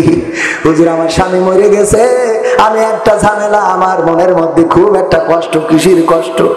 কষ্ট হুজুর, আমার স্বামী অসুস্থ ছিল, আমি প্রায় বলতাম তুমি মরো না কেন, তোমার মরণ করে না কেন। ওই যে বলতো, ওরে ও মরে না, ও মরে না কেন, মরে না। আজরাইল কি আমি পারি না, আর পারি না, আমার স্বামী কেন মরে না। আজরাইল কি চিনে নাই আমার স্বামী রে গো, আমার স্বামী কেন মরে না। আছে না কেন? আমি পারি না, আর পারি না, আমার স্বামী কেন মরে না। আজরাইল কি চিনে নাই আমার স্বামী রে গো, আমি পারি না, আর পারি না। আমি এই কথা বলতাম, আমার স্বামীর বলতাম তোমার মরণ করে না কেন, আজরাইল তোমার চেনে না কেন, তোমার উঠাই নাই না কেন। এই কথাগুলো বলতাম। আমার স্বামী মারা গেল 1 সপ্তাহ হলো, আমার মনের মধ্যে বড় কষ্ট। আমার কথার কারণেই কি স্বামী মরেছে, নাকি তার হায়াত শেষ হয়ে গেছে তাই মরেছে? আমি বললাম আমি তো ছোট মানুষ, আমি বলতে পারবো না আসলে হায়াত ফুরাইছে নাকি তার ওই আপনার অভিশাপে মরেছে। তবে এতটুকু বলতে পারি, দোয়া আর বদদোয়া দুইটাই আল্লাহর কাছে কবুল হয় না, হয় না? দুইটাই কবুল হয়। সুতরাং হায়াত ফুরাইও থাকতে পারে, আবার আপনার অভিশাপ নারীরা আপনাদের সাবধান করে দিয়ে বলতে চাই, দয়া করে এমন কোন অভিশাপ দিবেন না যেটা আল্লাহ যদি কবুল করে নেয় তাইলে আপনার বড় ক্ষতি হয়ে যাবে না, যাবে না, যাবে না, যাবে না। সুতরাং এই অভিশাপ দেয়া থেকে বিরত থাকতে হবে, আর অকৃতজ্ঞ থাকা যাবে না। স্বামীরা কষ্ট করে, আমার ইউটিউবার ভাইরা রাতের পর রাত জাগে, মাসের পরে মাস দৌড়ায় বেড়ায়, কত কন্টেন্ট, কত ভাবে কত মানুষের কথা শোনে, কত মানুষের গালি শোনে। এই ক্যামেরা লাগানোকে কেন্দ্র করে কত জায়গায় দেখেছি শ্রোতারা উঠে বকাঝকা শুরু, ক্যামেরা নামা, ক্যামেরা নামা, আর ওরা চুপচাপ থাকে। কারণটা কি? কারণ ঘরে আছে স্ত্রী, ঘরে আছে সন্তান, সারাদিন কষ্ট করে, সারা রাত কষ্ট করে, যে ইউটিউবে ভিডিও ছাড়ার পরে কিছু আর্নিং আসবে, কিছু অর্থ ইনকাম হবে, সেটা দিয়ে স্ত্রীর শাড়ি কিনে দেব, সন্তানের জামা কিনে দেব, স্কুলের বিল শোধ করব। নিজের গায়ের জামা, নিজের পরনের কাপড় কোনোদিন নতুন পরে না। পুরানো মার্কেট গুলোতে গেলে পুরানো থ্রি পিস কোনোদিন পেয়েছেন নাকি? কিন্তু পুরানো শার্ট আছে না নাই? ছেলেদের জুতা ছাড়া মেয়েদের কোনো জুতা পাবেন না। যেই পিতারা, যেই স্বামীরা, যেই পুরুষেরা এত কষ্ট করে পরিবারের জন্য, সংসারের জন্য, সন্তানের জন্য, সেই পরিবারের স্ত্রী যদি সেই স্বামীকে অভিশাপ দেয়, সেই স্বামীর প্রতি অকৃতজ্ঞ থাকে, এর মতো অকৃতজ্ঞ আর কেউ হইতে পারে? আর কেউ হইতে পারে? আল্লাহর নবীর একটা হাদিস, আল্লাহর নবীর কন্যার জীবনের একটা ঘটনা শোনায় শেষ করে দেব। সেটা হলো আল্লাহর নবীর কন্যা ফাতেমা রাদিয়াল্লাহু তাআলা আনহা। সন্তান, দুইটা সন্তান, নাম কি? হাসান এবং হুসাইন রাদিয়াল্লাহু তাআলা আনহু। 3 দিন ধরে বাড়িতে কোনো খাবার নাই, পেটের মধ্যে কোনো দানা পানি পড়ে নাই, কান্নাকাটি শুরু করে দিয়েছে। ও গো মা, আর কত না খেয়ে থাকবো গো মা, বড় কষ্ট হয়। মা বললেন, তোমরা বারবার কেন আমাকে ডিস্টার্ব করো? তোমাদের বাবাকে কি চোখে দেখো না? তোমাদের বাবাকে বলতে কেন পারো না? কেন বারবার আমাকে বলো? আমাকে কেন এত তোমাদের চোখে পড়ে? আমাকে কেন জ্বালাও তোমরা? এই কথা বলার পরে আলী রাদিয়াল্লাহু তাআলা আনহু 3 দিন ধরে মক্কার মদিনার অলিতে গলিতে ঘুরে বেরিয়েছেন, কিন্তু কোথাও কোনো কাজের ব্যবস্থা করতে পারেন নাই। ওই দিনও খালি হাতে ফিরছিলেন, না সন্তানের জন্য, না স্ত্রীর জন্য, কারোর জন্য কিছু আনতে পারেন নাই। যখন গেটের কাছে এসেছে, এমন একটা কথা শুনে গেট থেকে আলী রাদিয়াল্লাহু তাআলা আনহু চলে গেছেন। ফাতেমা রাদিয়াল্লাহু তাআলা আনহা বললেন, ও হাসান হুসাইন, তোমাদের বাবাকে আসতে দেখছিলাম, কোথায় গেল আবার? বলল, যখন তুমি বলেছো আমাকে কেন বারবার জ্বালাও? তোমাদের বাবাকে কি চোখে দেখো না? এই কথা শুনে বাবা গেট থেকে বের হয়ে গেছে। ফাতেমা রাদিয়াল্লাহু তাআলা আনহা অপেক্ষা করলেন আলী বাড়ি আসবে, না আসলো না। কিছুক্ষণ অপেক্ষা করার পরে চিন্তা করলেন, না জানি অভিমান করেছে, হয়তো না জানি রাগ করেছে। খুঁজতে বের হইলেন, খুঁজতে খুঁজতে যখন কোথাও পেলেন না, আল্লাহর নবীর কাছে যেয়ে বললেন, ওগো নবী গো, আমি আমার স্বামীকে আজকে বড় কষ্ট দিয়ে ফেলেছি। আল্লাহর নবী বললেন, ওগো ফাতেমা, কি কষ্ট দিয়েছো? ওগো বাবা, আজ 3 দিন ধরে বাড়িতে কোনো খাবার নাই, আজকেও খালি হাতে আলী বাড়িতে ফিরছিল। আমি সন্তানেরা যখন ডিস্টার্ব করছিল, জ্বালাচ্ছিল, খাবার দাও, মাগো আর ক্ষুধার জ্বালা সইতে পারি না, তখন বলেছি তোমাদের বাবাকে জ্বালাও, আমাকে আর জ্বালায়ও না। এই কথা বলার কারণে আলী বাড়ি থেকে বের হয়ে গেছে, আর এখন পর্যন্ত ফিরে আসে নাই। আল্লাহর নবী বললেন, ওগো ফাতেমা, শুনে নাও, এই মুহূর্তে যদি আলী মারা যেয়ে থাকে, যদি সাপে কামড় দেয় আর আলী যদি মারা যায়, অথবা বনের বাঘে আলীকে যদি খেয়ে ফেলে, ওগো ফাতেমা, আর তুমি যদি তোমার স্বামী আলীর কাছ থেকে ক্ষমা চেয়ে না নিতে পারো, ওই পরকালের ময়দান, হাসরের ময়দানে আমি নবী মুহাম্মদ, তুমি যে আমার কন্যা ফাতেমা, এই পরিচয়টা হাসরের ময়দানে দেব না। আল্লাহু আকবার বলবেন না? একটা সত্য কথা, 3 দিন ধরে খাবার নাই, এই সত্য কথাটা শুধুমাত্র সন্তানদের বলার কারণে আর আলী রাদিয়াল্লাহু তাআলা আনহু অভিমান করার কারণে আল্লাহর নবী নিজের কন্যার পরিচয় দিতে চায় নাই। এবার মা বোনেরা চিন্তা করে দেখেন, স্বামীর সাথে কত ঝগড়া, কত বিবাদ। এই ঈদে নতুন জামা, 3 পিস, আলিফ লাইলা শাড়ি যদি না কিনে দাও, তাইলে তোমার ঈদের কপালে আগুন ধরাবো।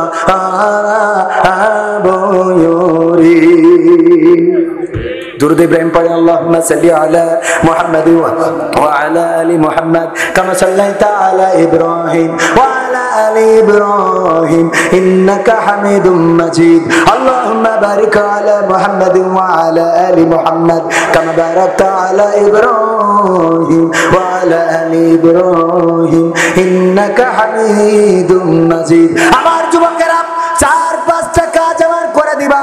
তার মধ্যে 1 নম্বর হলো, বলবো 1 নম্বর হলো নামাজ কাজা করা যাবে, নামাজ কাজা করা যাবে না। 2 নম্বর জামাতে নামাজ আদায় করা লাগবে। আজান হয়ে যাবে, মসজিদে জামাতে চলে যাবেন।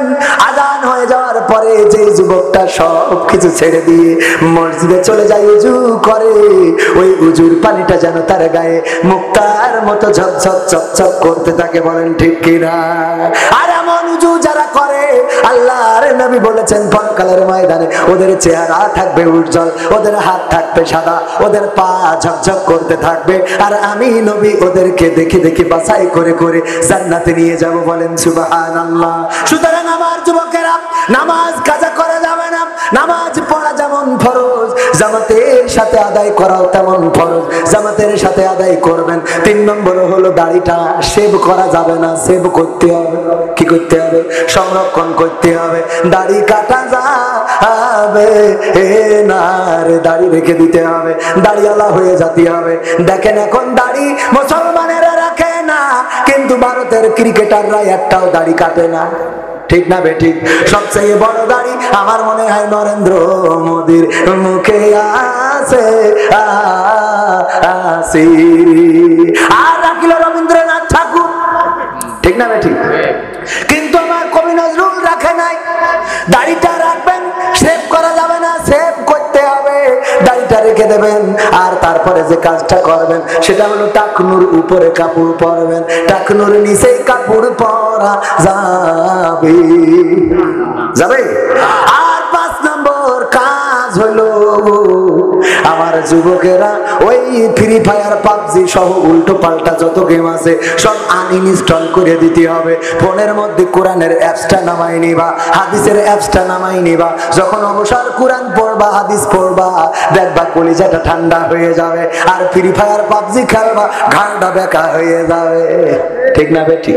সুতরাং এইগুলো ছেড়ে দেওয়ার দরকার আছে না নাই? এই কাজগুলো আমার যুবকেরা করে দিবা। তাইলে যুবকেরাই আমার, যদি এই কাজগুলো করে দিতে পারো, তাইলে আমিও তোমাদের বলতে পারি পরকালে আল্লাহ রাব্বুল আলামিন ইবাদতের এই ইবাদতগুলোর জন্য তোমার জন্য জান্নাতটা করে দিতে পারে না, পারে না? পারে না, পারে না? যৌবনকালের ইবাদত আল্লাহর কাছে বড় প্রিয়। আর মা বোনেরা পর্দার মধ্যে থাকবেন, স্বামীর খেদমত করবেন, মা বাবার খেদমত করবেন, শ্বশুর শাশুড়ির খেদমত করবেন, এই কাজগুলো করবেন। এটাই আপনাদের প্রতি আমার নসিহত। এবার যদি বলেন তাহলে মুনাজাত।